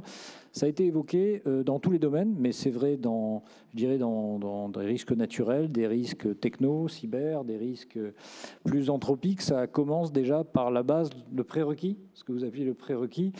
Et oui, à chaque fois, il y a un minimum. Donc, ça s'appelle quoi le minimum? Le prérequis, la prévention. Donc, pour une entreprise, ça va être un sprinkler ou vérifier ses points chauds. Le cyber, ça vient d'être évoqué. Le risque naturel, c'est pareil. Hein. Si on fait du risque naturel, qu'on essaie de faire de l'indemnisation et qu'on n'a pas la prévention minimale, si on n'a pas les digues, si on n'a pas les zones de débordement, si on met les maisons au mauvais endroit, évidemment, ça ne va pas marcher. Et ça, c'est un principe universel. Dans tous les secteurs, dans tous ceux qu'on vient d'évoquer, il y a un niveau minimum de prévention, ces fameux prérequis, en deçà desquels ça n'est pas finançable, ça n'est pas assurable. Ils sont différents évidemment techniquement, mais le principe est toujours le même. Et d'ailleurs, plus il y a des risques, et plus le niveau des risques et la fréquence augmentent, plus il est nécessaire que le niveau de prévention augmente également. Sinon, on crée un gap, un protection gap qui arrive assez immédiatement. Alors ça, c'est un premier principe, c'est la prévention, donc des moyens pour la prévention, des moyens publics, parfois aussi des moyens privés. Ça veut dire aussi que pour atteindre l'équilibre technique, il faut payer une prime. Alors évidemment, ça paraît banal dans le monde de l'assurance, je dirais, privé classique. Mais dans les régimes un peu public-privé avec un partenariat, c'est parfois moins évident. L'idée que la surprime doit permettre d'atteindre l'équilibre, par exemple, pour les CatNat ou les autres risques un petit peu difficiles. Et pourtant, c'est le cas. Donc nous, on a obtenu l'augmentation de la surprime CatNat assez récemment, qui s'applique cette année. Mais c'est absolument nécessaire d'atteindre cet équilibre technique, puisque par définition, le signal de marché qui doit être envoyé, c'est que le système est à l'équilibre pour pouvoir conserver dans le portefeuille les assureurs privés, les réassureurs privés. Alors, j'ai évoqué le terme de partenariat public-privé, puisque un régime CatNat, c'est un partenariat public-privé. Quand CCR intervient au-dessus du GAREAD pour le terrorisme, c'est un partenariat public-privé. Pourquoi c'est important? Parce qu'on est dans de l'assurance et on n'est pas dans de la répartition ou de la distribution. Et c'est là qu'on peut peut-être faire un peu prudemment la comparaison avec d'autres systèmes. En France, la sécurité sociale, CCR, les premières idées de régime de calamité agricole, ça date de 1946, du préambule de la Constitution. Et en fait, qu'est-ce que ça disait? C'est que chaque citoyen devait être protégé contre chacun de ces risques de façon efficace, et on les avait segmentés à l'époque. Et on avait créé des systèmes d'assurance. Et qu'est-ce que c'est un système d'assurance? Et pourquoi on parle de partenariat? C'est parce que tout le monde prend une part du risque, une part des coûts, une part des bénéfices quand il y en a, mais on a ce qu'on appelle un peu, dans un mauvais terme anglo-saxon, du skin in the game, c'est-à-dire que chacun est incité à aller dans le même sens. Et ça, c'est absolument fondamental. Alors, ça peut être vrai pour n'importe quel risque, mais aujourd'hui, si on a des régimes qui marchent en France, c'est parce que l'assuré paye une prime et à la fin, il y a une franchise, y compris évidemment lorsqu'il est indemnisé. Les assureurs prennent un risque sur leur bilan, gèrent les sinistres. Vous avez une couche de réassureurs qui réassurent les assureurs au premier rang, les assureurs primaires, et notamment le réassureur public que je représente aujourd'hui, qui prend une part de risque, qui prend une part du bilan. Et après, l'État, avec sa garantie, eh bien, de temps en temps, contre rémunération, se retrouve à intervenir. Bon, ça arrive aujourd'hui une fois tous les 25 ans ou tous les 40 ans, mais ça, c'est extrêmement important. Et le fait de pouvoir tirer dans le même sens ensemble et d'aligner les intérêts est ce qui fait vraiment la différence entre des systèmes qui marchent plus ou qui marchent mal, Parce que, par exemple, si vous avez des choses trop gratuites et que vous ne sentez pas sur vous-même, si ça ne gratte pas un petit peu quand il y a un sinistre, quand il faut financer un système, et je ne fais pas de comparaison, ça serait trop facile, il faut absolument conserver ça. Et aujourd'hui, dans tous les systèmes que nous promouvons, hein, notamment pour les régimes, on va dire, les régimes de risque extrême, c'est très important. Le dernier point que je voulais faire, c'est, bon, il y a l'argent pour l'indemnisation, c'est la prime. Il y a l'argent pour la prévention, pour la prévention physique, ce sont des digues, c'est de l'aménagement du territoire communal, intercommunal. Le troisième et dernier sujet quasiment le plus important, c'est ce qu'on appelle l'adaptation. Mais cette adaptation, elle est vraie pour les risques physiques, elle est vraie pour d'autres. L'adaptation, c'est de savoir où on s'arrête, mais y compris en termes de carte, de cartographie, là où on couvre, et puis là où on dit, là on ne peut plus, et là il faut totalement ne pas faire exactement comme dans l'exemple cyber tout à l'heure, en dessous des seuils.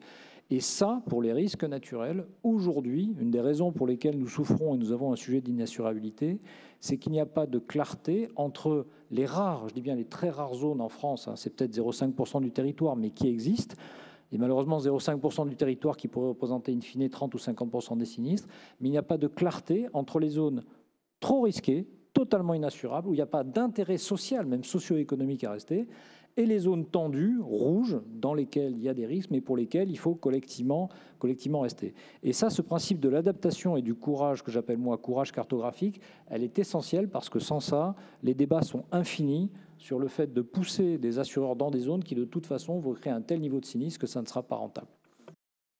Merci, Édouard. Marie-Aude, tout à l'heure, vous avez évoqué aller plus loin. On a bien vu ce que vous faisiez déjà, et notamment sur le domaine de la prévoyance dont Édouard parlait.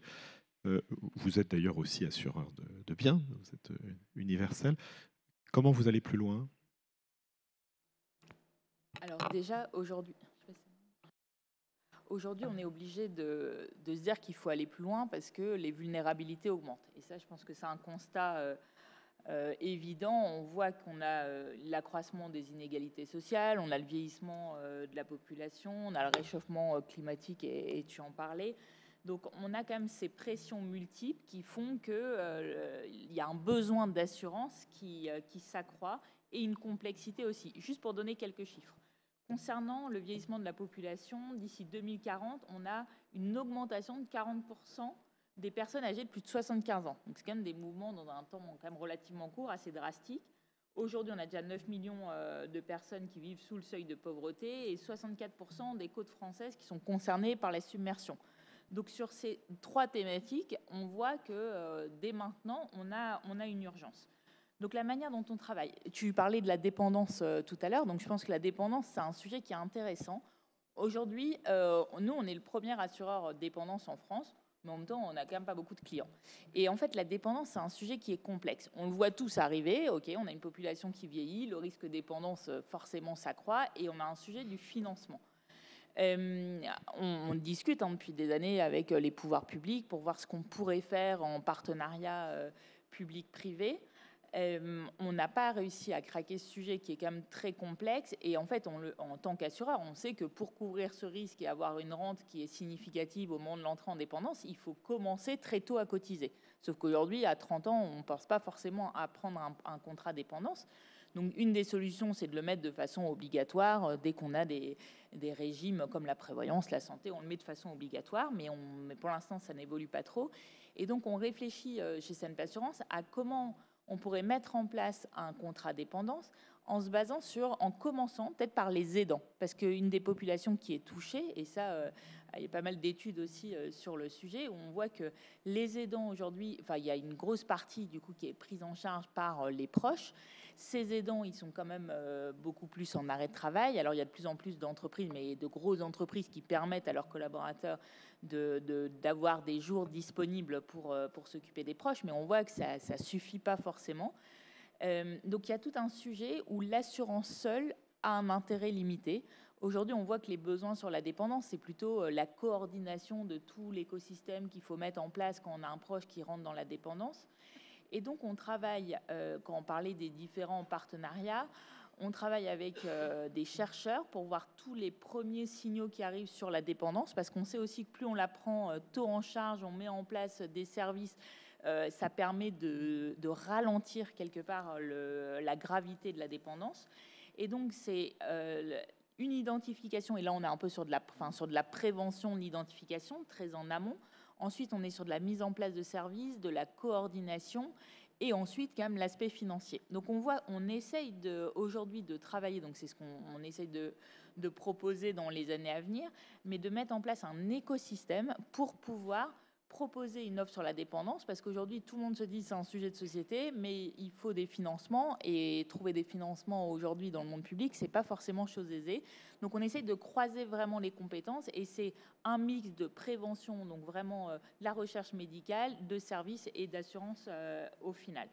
Autre exemple sur les personnes vulnérables.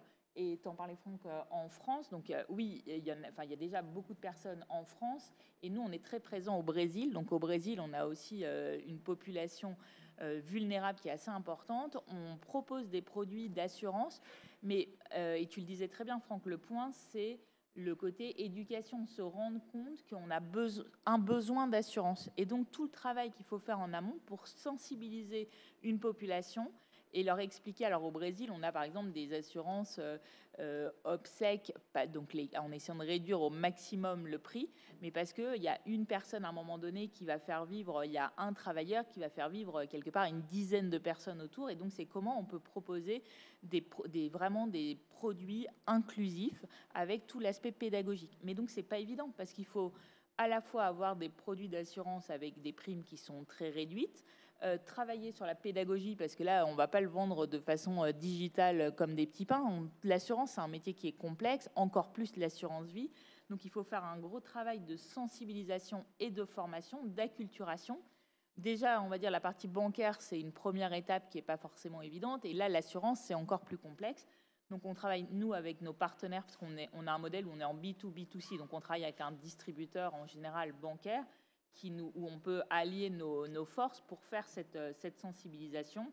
On a aussi un partenariat avec l'UPU, donc l'Union postale universelle, qui nous permet aussi de toucher ces personnes vulnérables. Il faut à la fois que l'assureur réussisse à le gérer à des coûts de gestion le plus faibles possible, et ensuite la capacité de distribution. Mais pareil, on a du mal, et il n'y a pas aujourd'hui, je pense à ma connaissance, il n'y a personne qui a réussi à craquer un peu le modèle économique pour dire on arrive à distribuer. En tant qu'actuaire, on sait pricer des produits, donc ça c'est. Mais là, il suffit pas d'avoir les produits, il faut réussir à les distribuer et donc sensibiliser. Donc, je pense que sur tous ces sujets qui sont quand même complexes, on voit que c'est pas les assureurs seuls qui peuvent travailler. C'est vraiment des partenariats, voir comment en local on peut aussi intervenir en prévention, toute la partie recherche médicale qui est hyper importante, d'autant plus quand on travaille sur la partie assurance vie. Merci beaucoup. Vous êtes tous les deux à avoir insisté très justement sur le lien entre l'assurabilité et l'accessibilité. Et tu avais évoqué cette accessibilité géographique. Donc comment on fait pour aller, comment ton entreprise va faire pour aller au-delà, justement pour améliorer cette accessibilité et in fine l'assurabilité en tant que réseau granulaire? Je dirais qu'il y a trois axes, trois actions.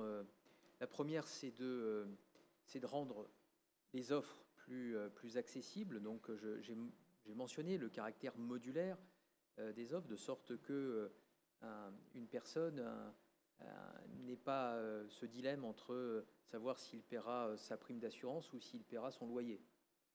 Et donc il faut savoir construire des offres qui ne sont pas forcément les plus couvrantes, qui peuvent intervenir uniquement pour les coups durs, et pas forcément au premier petit pépin.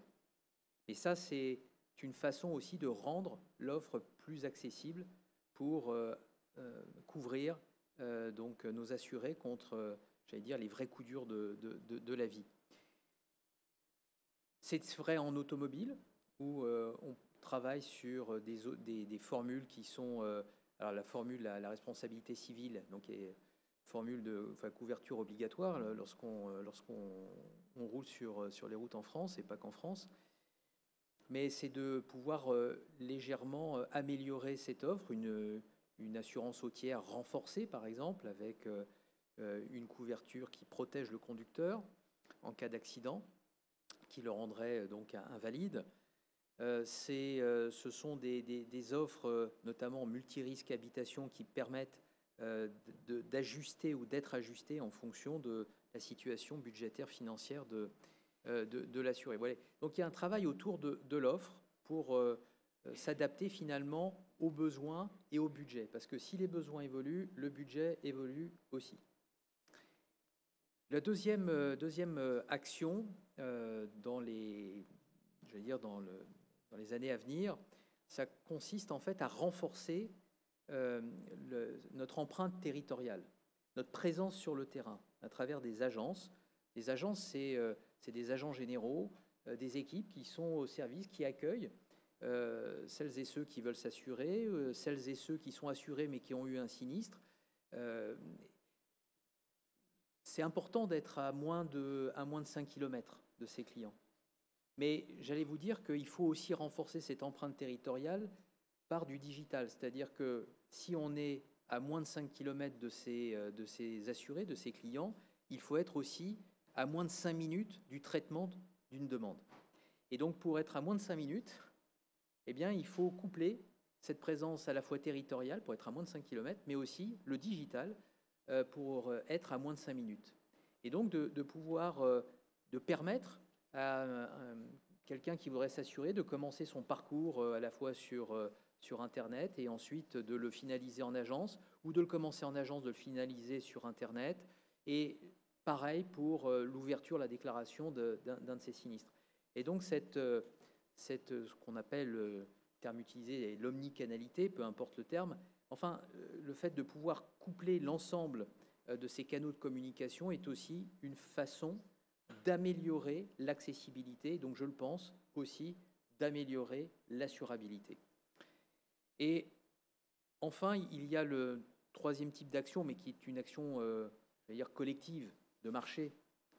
C'est celle qui consiste, alors même si chaque acteur a un rôle à jouer, bien évidemment, c'est celle de l'éducation, de l'acculturation au risque, qui est une démarche que chaque acteur, chaque assureur réalise, et notamment sur les risques dès lors qu'on est un assureur automobile, puisqu'il y a une obligation d'investir une proportion de ses primes d'assurance dans des actions de prévention. C'est une obligation qui est faite et d'ailleurs qui fait beaucoup de sens sur le marché français.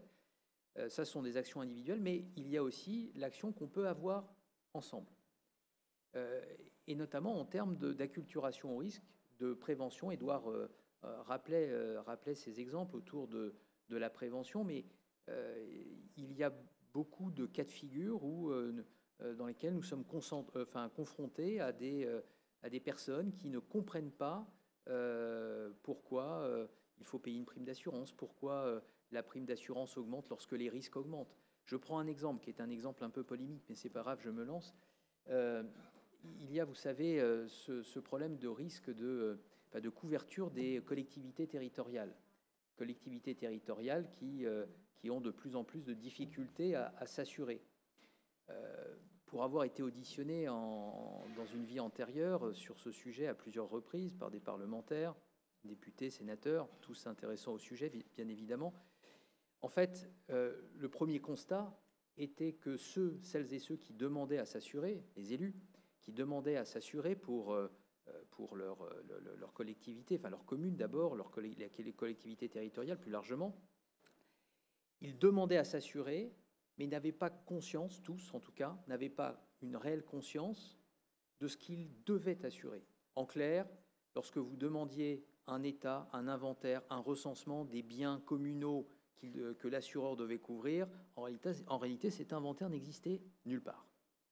Et donc, vous voyez que il y avait une demande, un besoin d'assurance, et en même temps, un manque de connaissances, un manque de culture finalement, économique peut-être, mais de ce qu'est la couverture d'un risque, et donc un sujet d'acculturation au risque. Merci Franck. Charlotte, pour finir le tour de table, les actions prioritaires que vous voyez dans les prochaines années. Nous, sur le risque de cyberattaque, ce qui m'anime tous les jours, c'est que l'attaque et les menaces évoluent. Nous, on voit un changement dans les menaces chaque jour, et donc Je vous ai dit qu'on utilisait l'intelligence artificielle, mais en fait, on a aussi face à nous des hackers qui utilisent l'intelligence artificielle. Vous connaissez ChatGPT? Eh ben, eux, ils utilisent WormGPT ou FraudGPT. Ça leur permet de créer très, très facilement un malware, d'utiliser aussi la supply chain ou même des deepfakes. Et donc, nous, les menaces évoluent constamment et donc on doit rester toujours avec un coup d'avance. Donc ça, c'est clairement notre enjeu. Et pour ça, tu me parlais des partenaires. On s'appuie sur des partenaires en cybersécurité.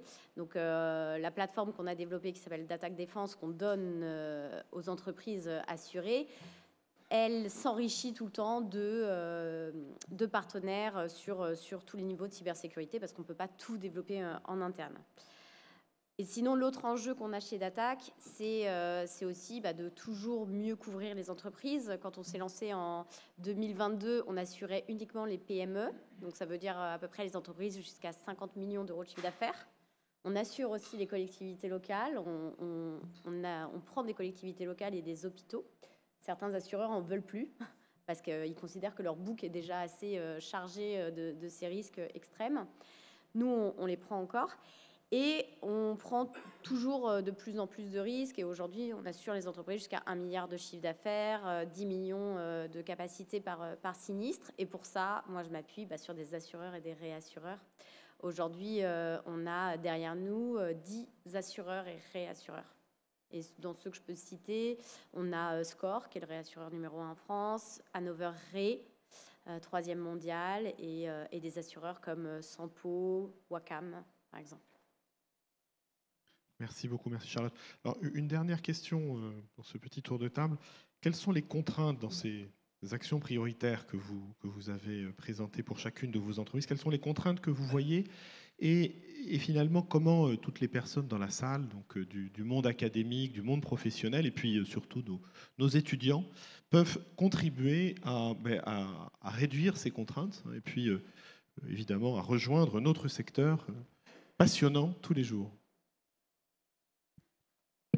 Alors la liste des contraintes, je ne vais pas la faire parce que je pense qu'on peut passer un temps supplémentaire ce soir. On a tout ce qu'il faut. On a des contraintes, évidemment, qui ont été évoquées, évidemment, avec une explosion technologique qui a ses avantages et ses inconvénients habituels, avec une forme de courbe exponentielle qui est impressionnante. On a des phénomènes sociétaux, je dirais traditionnels de la nature humaine, mais qui reviennent tous les 80 ou 100 ans et auxquels on se retrouve confronté.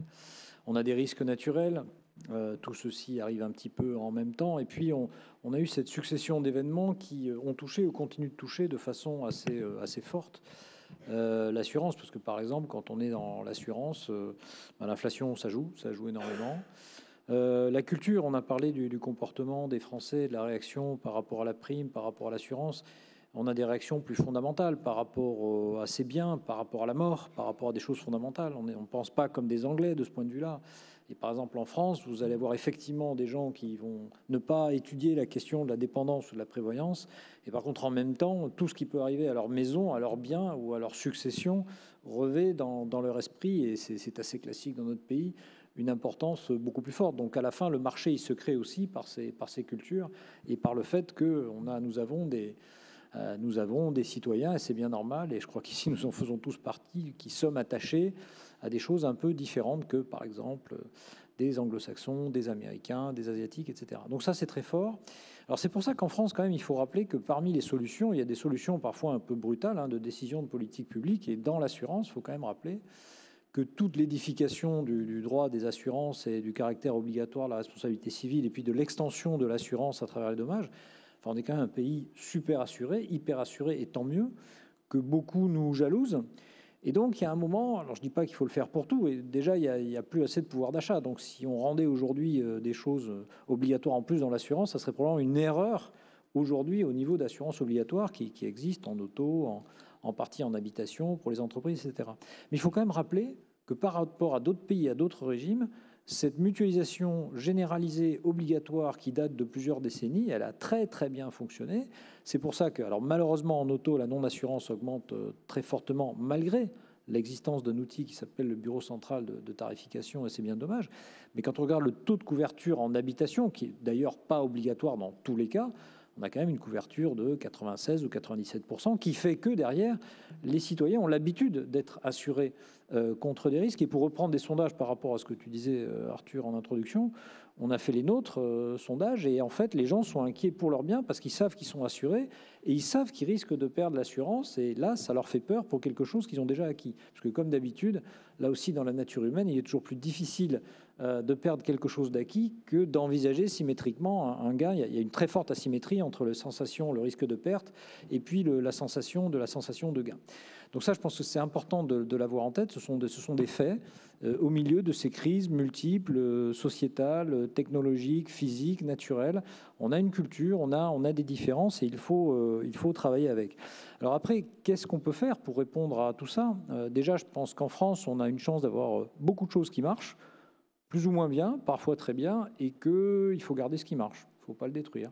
Il y a beaucoup de pays qui sont jaloux de notre sécurité sociale, beaucoup de pays qui sont jaloux de notre système de catastrophes, de gestion des catastrophes naturelles. D'ailleurs, il y a 8 ans, il y a 10 ans, quand on se baladait à la Commission européenne, à Francfort, dans d'autres pays, qu'est-ce que c'est que ce système? À quoi ça sert? Ça a l'air de coûter cher. Depuis 1 an à peu près, avec l'augmentation des risques et le changement climatique qui apporte du réchauffement, mais également une volatilité qui est assez étonnante, en fait, on est accueillis à bras ouverts. Même on nous demande, au Portugal, en Allemagne, en Italie, à l'EIOPA, à Francfort, à la Commission européenne, parce que les gens commencent à tenir ces raisonnements de oui, face à une carence de marché au protection gap, qu'est-ce qu'on fait? Et finalement, le système français n'est pas si mal. En tout cas, il est arrivé. Encore une fois, depuis les principes de 1946, il faut pouvoir être protégé contre la maladie, contre les risques naturels et contre les risques agricoles.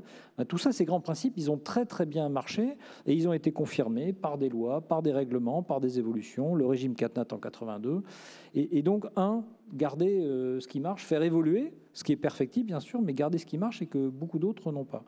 L'autre point, peut-être pour améliorer, notamment dans cette enceinte, on se rend compte que les nouveaux risques, enfin, il y a des nouveaux risques, il y a des risques anciens qui redémarrent ou qui augmentent fortement, c'est assez impressionnant. Donc un risque extrême n'est pas forcément un risque émergent et réciproquement.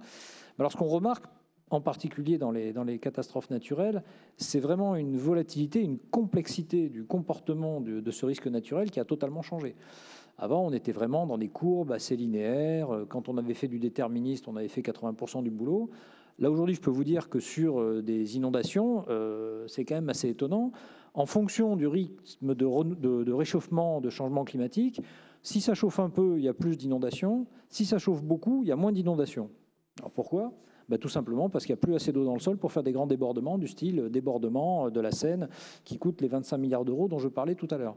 Et quand vous ratez dans la queue de distribution, la leptocurtique à droite, quand vous ratez des scénarios extrêmes, que vous les oubliez, toute votre modélisation est fausse. Donc pour répondre directement à la question que tu posais, évidemment, c'est une tarte à la crème. On a un immense besoin de calculs complexes, de sciences de la donnée, adossé à de la masse, à des masses de données satellitaires. On a besoin de modélisation physique ultra précise dont nous n'avions pas besoin avant.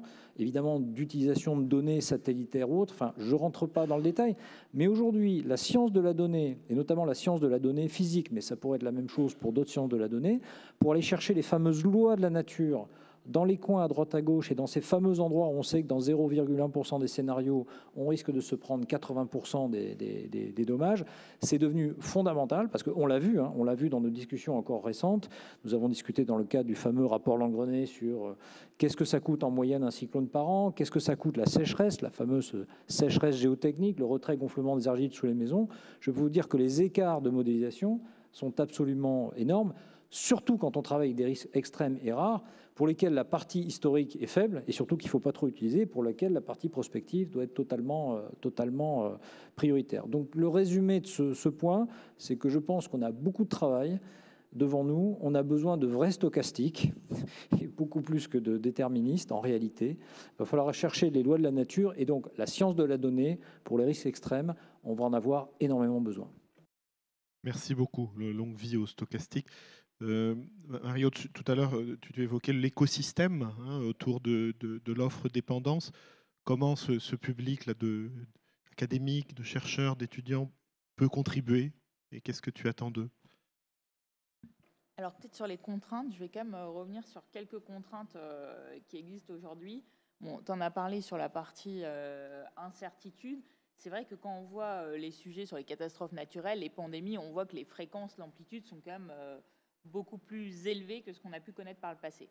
Après, il y a un point où il faut vraiment en avoir conscience, c'est le cadre juridique. On est quand même en Europe, alors c'est bien, on entend beaucoup parler de simplification, donc côté assureur, on espère vraiment qu'on y arrive, mais pour l'instant, on n'a quand même pas beaucoup de signaux positifs sur le sujet. Mais si je vais juste prendre un exemple sur la réglementation, parce que c'est une avalanche réglementaire, donc ça ne nous aide pas, mais FIDA. FIDA, c'est quand même l'ouverture des données des assureurs sur le marché, à l'ensemble du marché. Donc déjà, ça a un coût assez important pour les assureurs. On partage nos données. Et donc, le problème à ce type de réglementation, on est quand même au niveau européen avec une pression consumériste assez forte. Là où on en a quand même un petit peu parlé au cours de cette table ronde, on a un principe de base dans l'assurance, c'est la mutualisation. Et donc, c'est comment on voit bien qu'aujourd'hui, quand moi je donnais les exemples qu'on avait pris sur le cancer du sein, on peut le faire, je l'ai dit, parce qu'on est un assureur qui a la capacité de mutualiser avec les risques, avec les autres risques. Si on est capable, et ça on sait très bien, on a tous faire un modèle, c'est pas très compliqué. Si on prend, pour bien le comprendre, l'assurance habitation, on croise les inondations des 20 dernières années avec une carte, maison par maison, on est capable de dire si c'est assurable ou pas. Et donc c'est pas par ville, aujourd'hui on travaille plutôt à un niveau ville, mais là maison par maison, de dire si c'est assurable ou pas. Donc si un nouvel entrant arrive sur le marché, c'est assez simple de faire une sélection des bons risques, de laisser les autres risques aux assureurs présents. Et au bout d'un moment, on voit qu'on arrive dans un sujet de non-assurabilité, parce que si on n'a que des mauvais risques, quelque part, on ne sait plus assurable. C'est quand même la mutualisation de l'ensemble de ces risques qui fait aussi que la matière est assurable. On revient sur le sujet aléa. S'il n'y a pas d'aléa, dans un sens ou dans l'autre, un bon risque, qu'il n'y a jamais d'inondation vu la situation, il n'y a pas d'aléa. Donc, comme le risque, on est certain de se faire inonder 2 fois par an, il n'y a pas d'aléa non plus. Et donc, c'est vrai que la mutualisation, c'est un enjeu clé pour que l'assurance fonctionne, alors qu'on est au niveau européen dans un monde qui est quand même très consumériste. Et on le voit, si je prends l'exemple sur l'assurance emprunteur, avec des sujets de dire on peut changer d'assureur, équivalence des garanties, c'est assez simple. OK, mais ceux qui arrivent à changer d'assureur, c'est les bons risques. Donc, on a c'est toujours la difficulté d'avoir la bonne équation entre avoir le juste prix, donc ça c'est assez logique, mais par contre ne pas aller trop loin dans le côté si on tarifie, si chacun paye son risque, en fait ça marche pas. Donc il n'y a plus le sujet d'assurance. Et ça c'est un sujet où on voit qu'avec les réglementations européennes en ce moment, on est de plus en plus attaqué. Moi je suis assez convaincue qu'on va aller trop loin à un moment donné, on aura du coup des risques qui seront plus assurables et on reviendra en arrière. Je suis pas sûre qu'on s'en rende compte avant. Et donc notre objectif, si on parle après sur ce qu'on peut faire, c'est d'être un peu innovant et de voir comment on arrive à pousser ces idées, parce qu'on est encore une fois contraint réglementaire, mais la mutualisation, on voit qu'il faut mutualiser dans l'espace-temps pour gérer ces sinistres de pointe. On est dans un monde où on passe de plus en plus sur la capacité de changer son assurance tous les ans. On a en assurance vie, on voit de temps en temps qu'on puisse changer d'assureur, transférer ses contrats sans aucun frais. Le risque de ça, c'est qu'on n'est plus capable de faire cette gestion long terme, qui est aussi le principe même de l'assureur, gérer sur le long terme. Plus on arrive à de l'individuel sur un temps court, moins on capte cet effet mutualisation. Donc c'est comment on démontre, toujours par des analyses statistiques, qu'il n'y a quand même que par cette mutualisation qu'on arrive à avancer, avec 2 enjeux pour moi qui sont clés. C'est la data, et sans data, il n'y a pas d'intelligence artificielle. Donc travailler sur la data et donc récupérer des data. Et comme le disait Charlotte, on en a beaucoup chez CNP Assurance, mais tout ça, ça nécessite d'être structuré. C'est pas si évident que ça. Et après, tous les usages qu'on peut faire grâce à l'intelligence artificielle. Je reviens sur le sujet de prévention. La prévention, aujourd'hui, on fait de la prévention, mais quelque part, on arrose tout le monde. Et donc, ça marche pas beaucoup, la prévention, et tous les assureurs ont son sujet de ne pas être très efficaces dans la prévention, alors qu'on sait qu'une prévention très ciblée, on prévient pour les personnes qui sont concernées avec des âges qui correspondent au risque. Cette prévention ciblée, elle a beaucoup plus d'impact. Et donc, tout ça, c'est comment on utilise au mieux la donnée avec le champ des possibles qui est assez incroyable avec l'intelligence artificielle.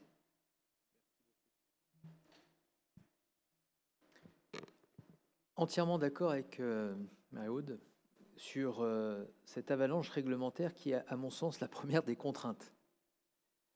C'est la première des contraintes. je ne sais pas si je suis le seul autour de cette table, mais je sais une chose, c'est que les 2/3 de mes budgets informatiques sont consacrés à une adaptation de mes systèmes d'information à une réglementation qui ne s'arrête jamais, à de nouvelles exigences réglementaires, de conformité, de protection de données, de protection du consommateur. Le problème, c'est que donc, tout ça peut être à la fois justifié, et de toute façon, c'est une exigence réglementaire, donc évidemment, on n'a pas tellement le choix. Mais ce que l'on fait d'un côté, l'énergie que l'on consomme à faire ceci, on ne la consomme pas à faire cela. Et j'adorerais qu'on puisse investir davantage dans la recherche, et des sujets, il y en a. Juste sur l'avalanche réglementaire, Maud mentionnait le FIDA, mentionnait en fait le flot de directives européennes qui s'abattent sur l'ensemble des pays au sein de l'Union, mais notamment la France, parce que nous aimons bien en France être particulièrement scolaires. Et donc quand on transpose une directive, je peux vous dire qu'on la transpose, mais au bout, même au-delà de ce que vous pouvez imaginer. Bon. Le Code des assurances, au dernier recensement, faisait, selon les éditions, entre 2500 et 3000 pages.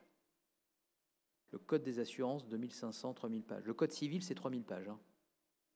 Donc vous voyez ce qu'on arrive à produire sur une matière lorsqu'on s'en donne les moyens. Bon, enfin, tout ça pour dire que j'adorerais qu'on puisse investir davantage sur des sujets qui permettent de repousser les limites de l'assurabilité. J'aimerais qu'on puisse investir, modéliser par exemple l'impact de la précarité sur les risques assurantiels.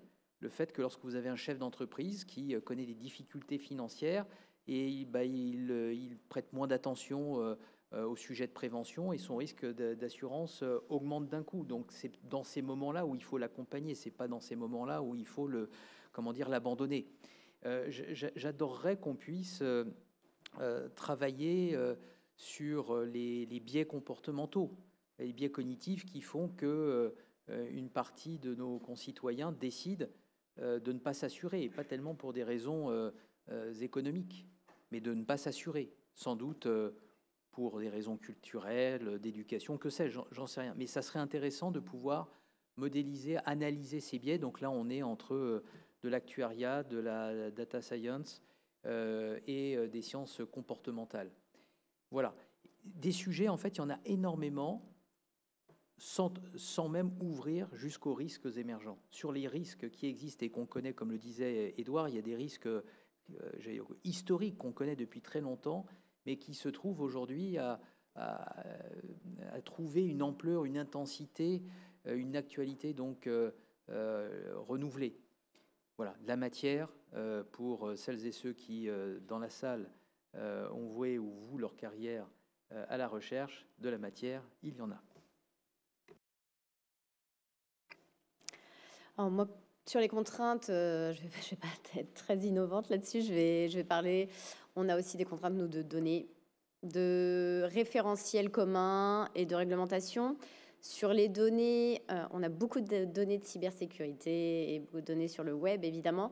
On manque, nous, de données de sinistralité parce qu'on n'a pas assez de sinistres et chaque assureur garde pour lui sa base sinistre, mais même aujourd'hui, c'est pas assez de data pour faire des modèles robustes sur la sinistralité en cybersécurité.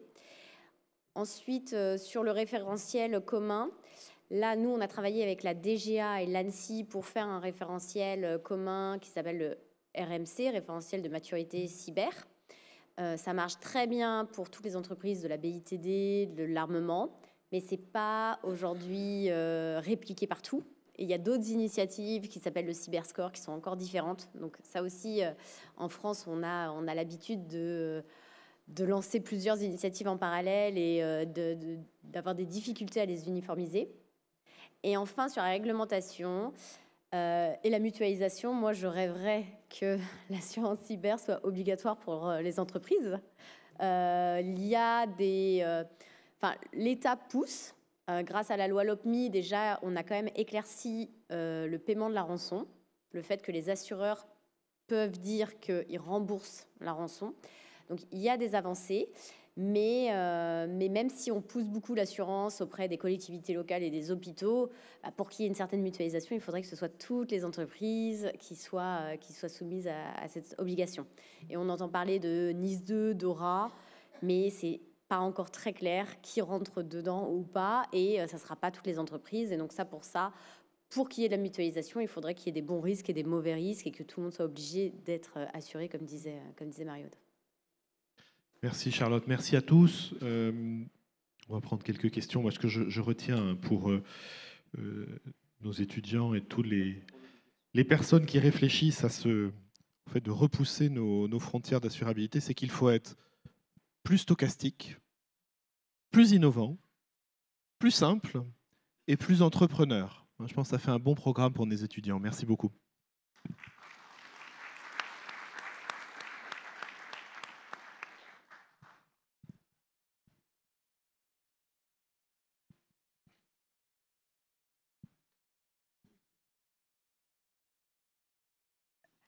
Bonjour, juste une question sur l'assurabilité des collectivités territoriales, et je remercie Monsieur Levallois d'en avoir parlé. Donc, vous connaissez tous le désengagement des assureurs auprès des collectivités territoriales, et notamment dans l'assurance dommages aux biens. Bon, pour les raisons que vous avez évoquées, plus beaucoup d'autres. Est-ce que vous ne pensez pas que c'est plutôt une volonté des assureurs de ne pas se soumettre aux obligations réglementaires et légales du Code des marchés publics ?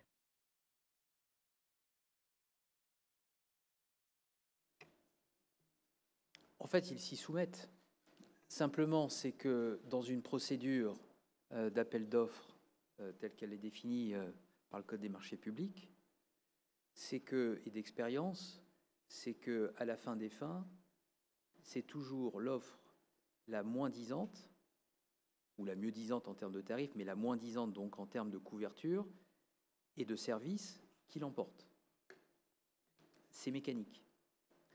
Et donc, quand vous êtes un assureur qui apporte du service, de la proximité, vous dire que, en fait, cette valeur ajoutée-là, à aucun moment, elle ne sera prise en compte dans cette procédure, ça veut dire que vous passez du temps à répondre à un appel d'offres, vous passez du temps, mais avec la certitude que vous ne serez pas choisi.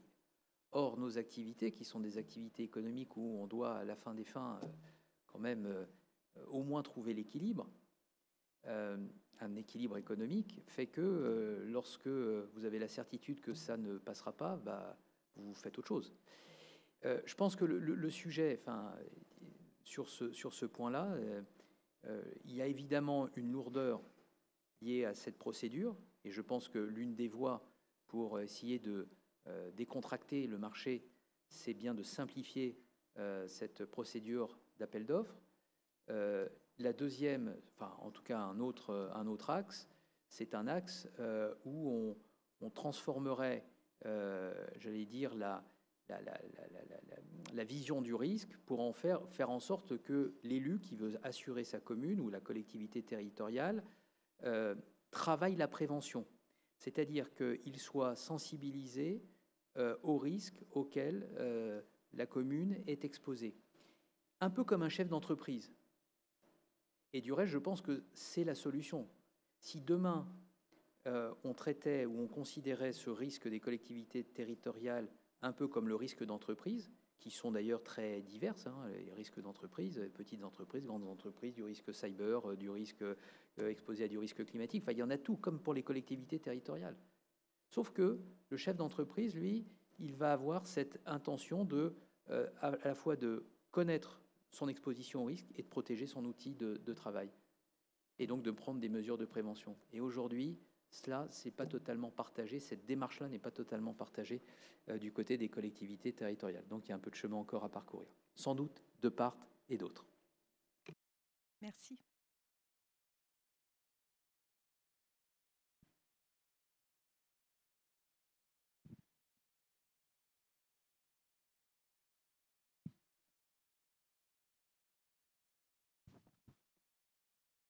Bonjour, j'ai une question pour la partie d'attaque. Bonjour Charlotte. Je trouve votre approche, c'est très intéressant. Non seulement proposer une assurance cyber pour les entreprises, aussi vous proposez un diagnostic de la sécurité informatique de l'entreprise. Et s'il y a des cas que l'entreprise ne répond pas aux votre critère, le score est trop bas, est-ce que vous mettez en place des plans d'action pour aider l'entreprise à améliorer le score? Oui, c'est exactement ça, l'idée d'attaque. Aujourd'hui, chez Dattac, on est plus de 40 et la moitié, ce sont des cyber-sécu, ingénieurs, cyberstrat ou forensiques et qui participent à l'amélioration des systèmes informatiques de l'entreprise. Donc, c'est vraiment, ça fait partie de notre offre de valeur de rendre l'entreprise assurable.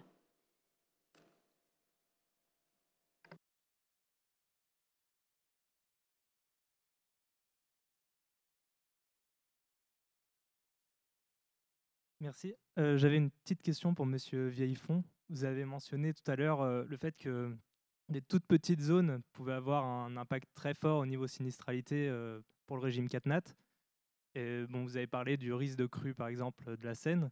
Mais d'un point de vue historique, quelles sont les petites zones qui ont coûté très cher à la CCR? Alors les petites zones du passé sont pas celles du futur forcément. Alors ce qui a pu coûter cher, et c'est arrivé plusieurs fois, tant qu'il y a un aléa, comme tu viens de le dire, c'est pas grave. Si ça arrive tous les 300 ans, ça s'assure. Il ne faut pas que ça arrive tous les 2 ans. Non, les zones par contre qui commencent à être vraiment tendues, il y en a de plusieurs natures. La plus connue, c'est évidemment l'érosion du trait de côte. C'est le plus évident. D'ailleurs, dans les décisions de politique publique récentes, je trouve des progrès, parce que clairement maintenant, dans l'esprit notamment du Parlement, on commence à traiter totalement séparément, dans les idées, dans les concepts, dans les moyens budgétaires, comment on traite un retrait du trait de côte, parce que la mer avance, par rapport à d'autres moyens consacrés à la prévention sur les zones qu'on conserve. Donc par exemple, le fameux fonds Barnier, qui est là pour s'adapter et pour prévenir les catastrophes naturelles, normalement ne sera pas consacré à se retirer du trait de côte qui se fera par d'autres moyens. Alors c'est un premier exemple qui est le plus évident parce qu'il nous parle tous, hein, c'est le trait de côte sableux, c'est lent, parfois c'est granitique, ça tombe plus vite. C'est vrai aussi dans les territoires ultramarins, dans les dom-toms. Maintenant, il n'y a pas que ça. L'exemple a été donné tout à l'heure, n'importe quelle zone en France qui est inondée 2 fois par an, gravement, c'est pareil. Ça veut dire qu'il y a un sujet et que ça n'est plus exploitable, plus assurable. Donc quand on est en dessous du niveau de l'eau et qu'on est en aval d'une rivière qui déborde régulièrement, c'est le même traitement. Ça devient de l'aléa quasi certain.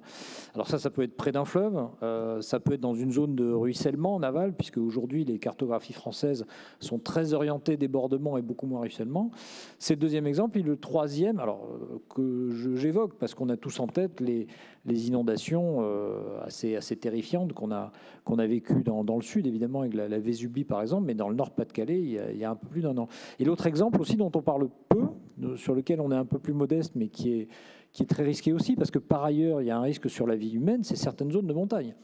Il y a des zones de montagne qui ne sont pas trop hautes, on va dire encore plancher des vaches, où c'est, je dirais, des mouvements de terrain assez classiques, plutôt boueux, mais quand vous montez à des hauteurs plus importantes et que vous avez des lacs glaciaires qui menacent de s'effondrer, de tout emporter sur leur passage ou des problèmes de pergélisol, c'est pas du tout la même chose. Et on sait aujourd'hui que ces zones-là, à la fois pour la vie humaine, mais l'habitabilité pour le dommage, pour les biens, il faut en sortir.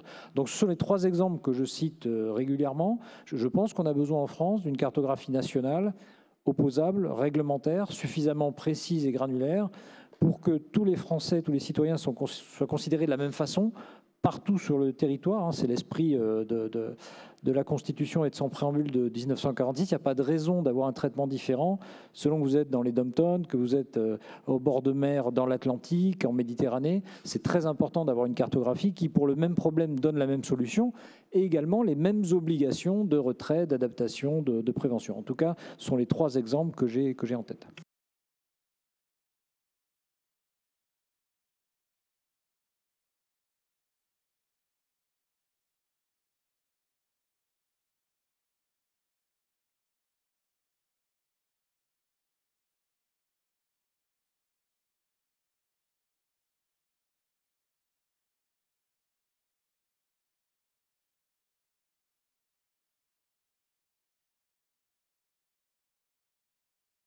Donc pour clôturer cette très belle et riche après-midi du 4e printemps de l'assurance, j'ai le grand plaisir d'introduire Paul Esmin, qui est directeur général de France Assureur. Donc Paul Esmin est un ingénieur du corps des mines, donc diplômé de l'ENSAE et actuaire qualifié de l'Institut des actuaires. Donc Paul Esmin a débuté sa carrière au sein de la commission de contrôle des assurances, qu'on appelle aujourd'hui l'ACPR, avant de rejoindre en 2008 la direction générale du Trésor du ministère de l'économie et des finances, où il a successivement occupé les fonctions d'adjoint au chef du bureau marché financier, puis de chef du bureau entreprise d'assurance. Ensuite, il a rejoint le groupe Covea, où il a exercé différentes fonctions, et notamment les fonctions de directeur général adjoint. Et depuis l'année dernière, c'est le directeur général de France Assureur. Donc, je suis ravie de l'accueillir. Un grand merci de votre présence. Et je vous laisse la parole pour conclure et le discours de clôture de ce 4e printemps.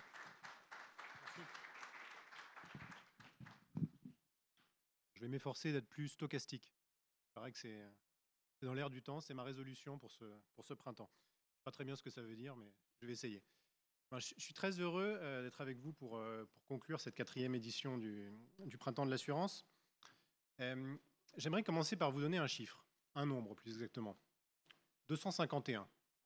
Alors vous êtes dans cette salle depuis 4h30, je ne vais pas jouer au jeu de à quoi correspond ce nombre, je vous donne la réponse. C'est le nombre de gratte-ciel à New York. Le record, ville record en la matière. Alors quel rapport avec tout ce qui vient d'être évoqué, quel rapport avec l'assurabilité? Ce rapport, il nous est donné par une citation d'Henry Ford. Henry Ford qui est le fondateur de l'entreprise automobile qui porte son nom. New York n'est pas la création des hommes, mais celle des assureurs. Et ouais, New York, c'est nous.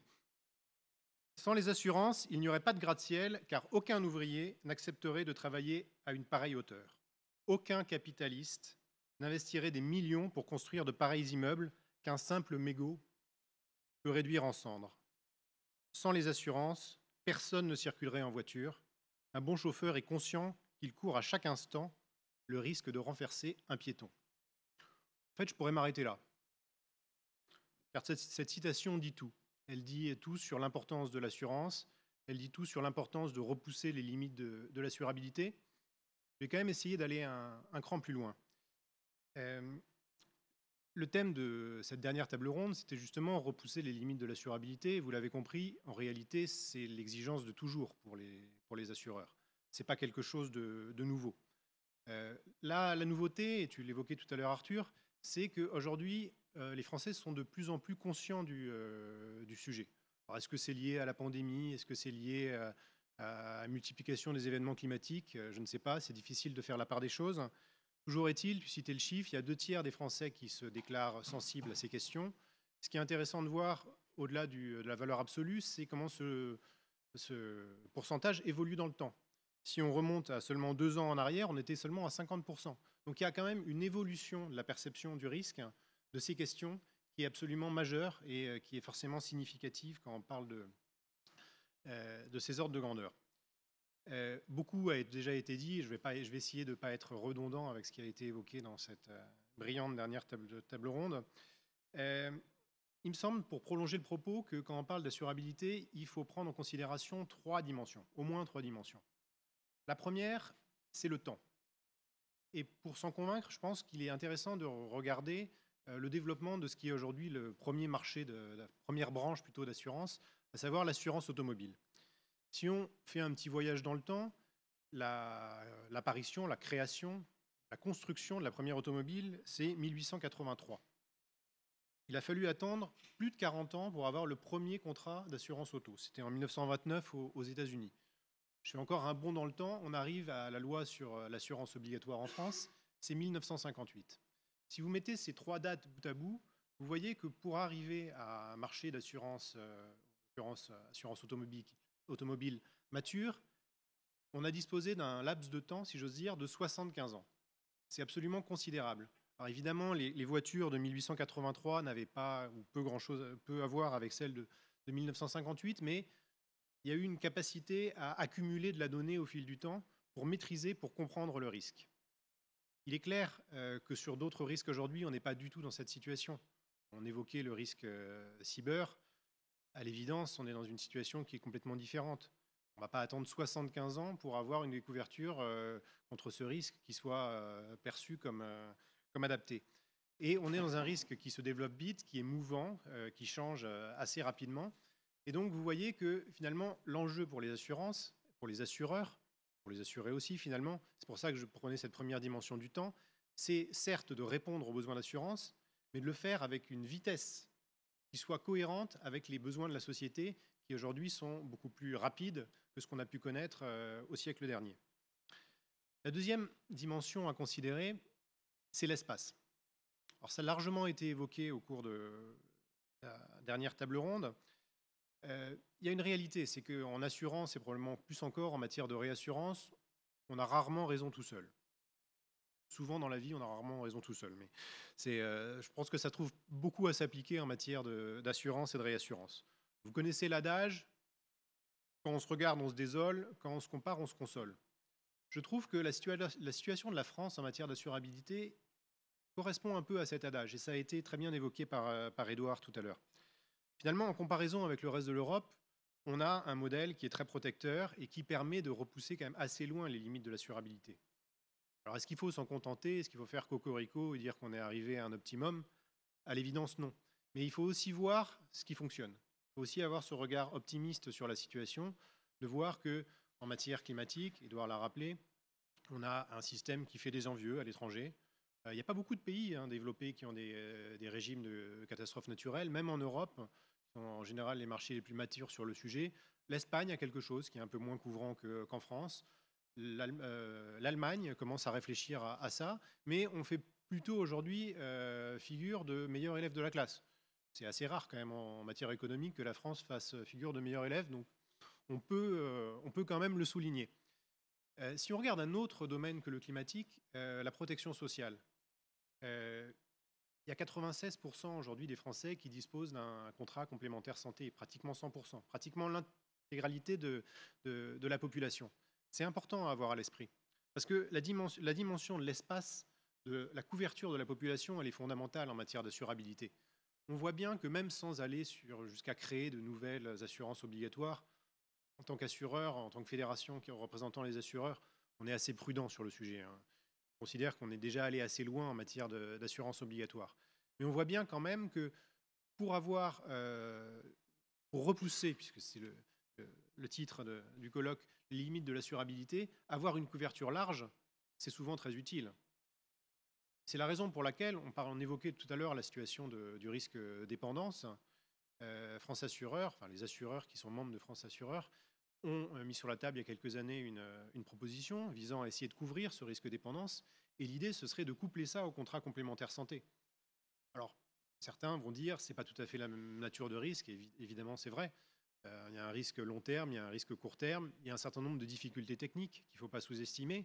Mais le point fondamental qui a conduit à faire cette proposition, c'était précisément qu'on pouvait s'appuyer sur un socle, aujourd'hui, la complémentaire santé, qui certes n'est pas obligatoire, mais qui dans les faits couvre quasiment l'intégralité de la population française. Et donc partir de quelque chose de très large, ça permet souvent de trouver des réponses pertinentes en matière d'assurabilité. La troisième dimension que je voudrais évoquer enfin, et je m'en tiendrai là, c'est la perception.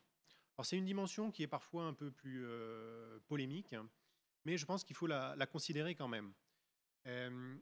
On évoquait finalement la définition de l'assurabilité. Alors vous êtes dans la salle depuis 4h30, je ne vais pas vous infliger un cours de sémantique, mais finalement ça veut dire quoi, assurable? Il y a des cas où c'est objectif. Ça a été évoqué, on parlait des cas de risque systémique, on a vu la situation de la pandémie.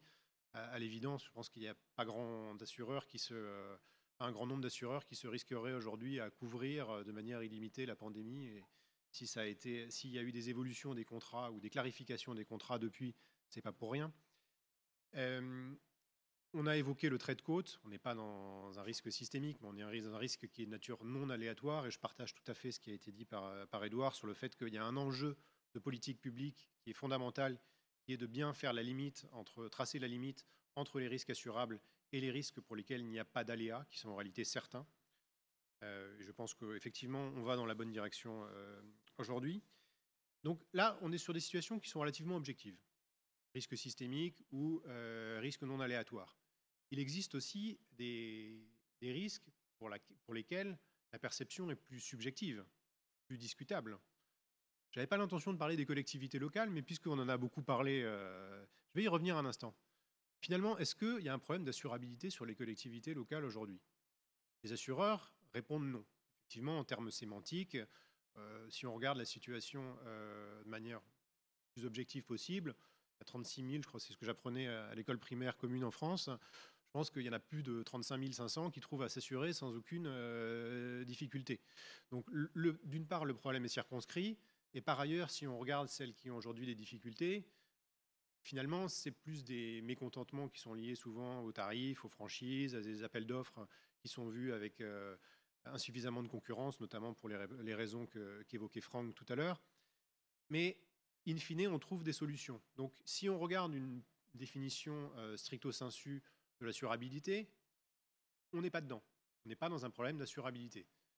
Et pourtant, il y a beaucoup de gens qui disent aujourd'hui, sur les collectivités locales, il y a un problème d'assurabilité. Et c'est là que je voulais en venir, sur cette notion de subjectivité.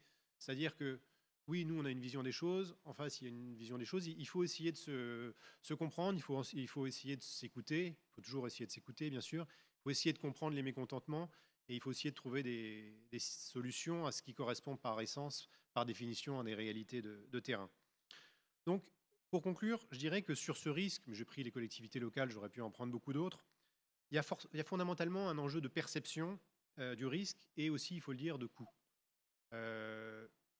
Quand le prix de la farine augmente, je pense que personne ne s'étonne du fait que le prix de la baguette de pain augmente. En assurance, c'est pas si vrai que ça. C'est pas si vrai que ça. Alors peut-être qu'en tant qu'assureur, on considérera qu'on prêche pour notre chapelle. Et beaucoup ont évoqué la problématique de l'accessibilité, qui est évidemment une problématique tout à fait réelle et qu'il faut considérer. Mais je crois que cela souligne le fait qu'on a besoin de faire de la pédagogie. On a besoin de dialoguer et d'essayer de comprendre des réalités qui sont des réalités physiques, qui sont des réalités économiques. Et on a aussi besoin d'en faire beaucoup plus que ce qu'on fait aujourd'hui sur l'importance de la prévention. Voilà, je m'en tiendrai là pour ce brève allocution de clôture. Je voudrais terminer quand même en remerciant, bien sûr, je pense qu'en notre nom à tous, les organisateurs de ce colloque. En remerciant un merci tout particulier et tout spécifique pour l'Université Paris-Dauphine qui nous a merveilleusement accueillis aujourd'hui. Et merci à tous et bonne fin de journée.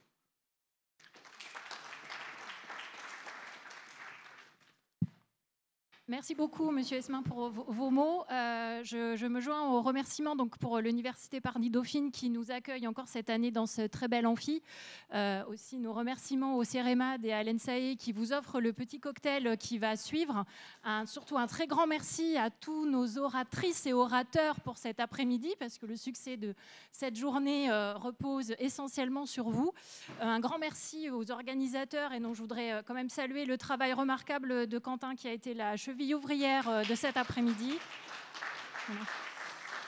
Et un grand merci à vous pour votre présence et on vous dit à l'année prochaine pour la 5e édition du Printemps de l'Assurance. Alors, peut-être pour ajouter un tout petit mot pour commencer à lancer la discussion qu'on va avoir le plaisir d'avoir autour d'un verre. C'est que on s'aperçoit que ce sujet de repousser les limites de l'assurabilité, il y a beaucoup de réflexions. La journée a été très très dense et on se propose ici à Paris-Dauphine et en partenariat avec nos collègues de l'ENSAE de proposer une chaire sur ces sujets pour poursuivre nos réflexions. Et donc toutes les personnes qui sont intéressées par continuer à réfléchir avec nous, on peut se retrouver juste à côté autour d'un verre pour en discuter plus longuement. L'endroit du pot est juste en face et on vous accompagne, si vous le voulez bien.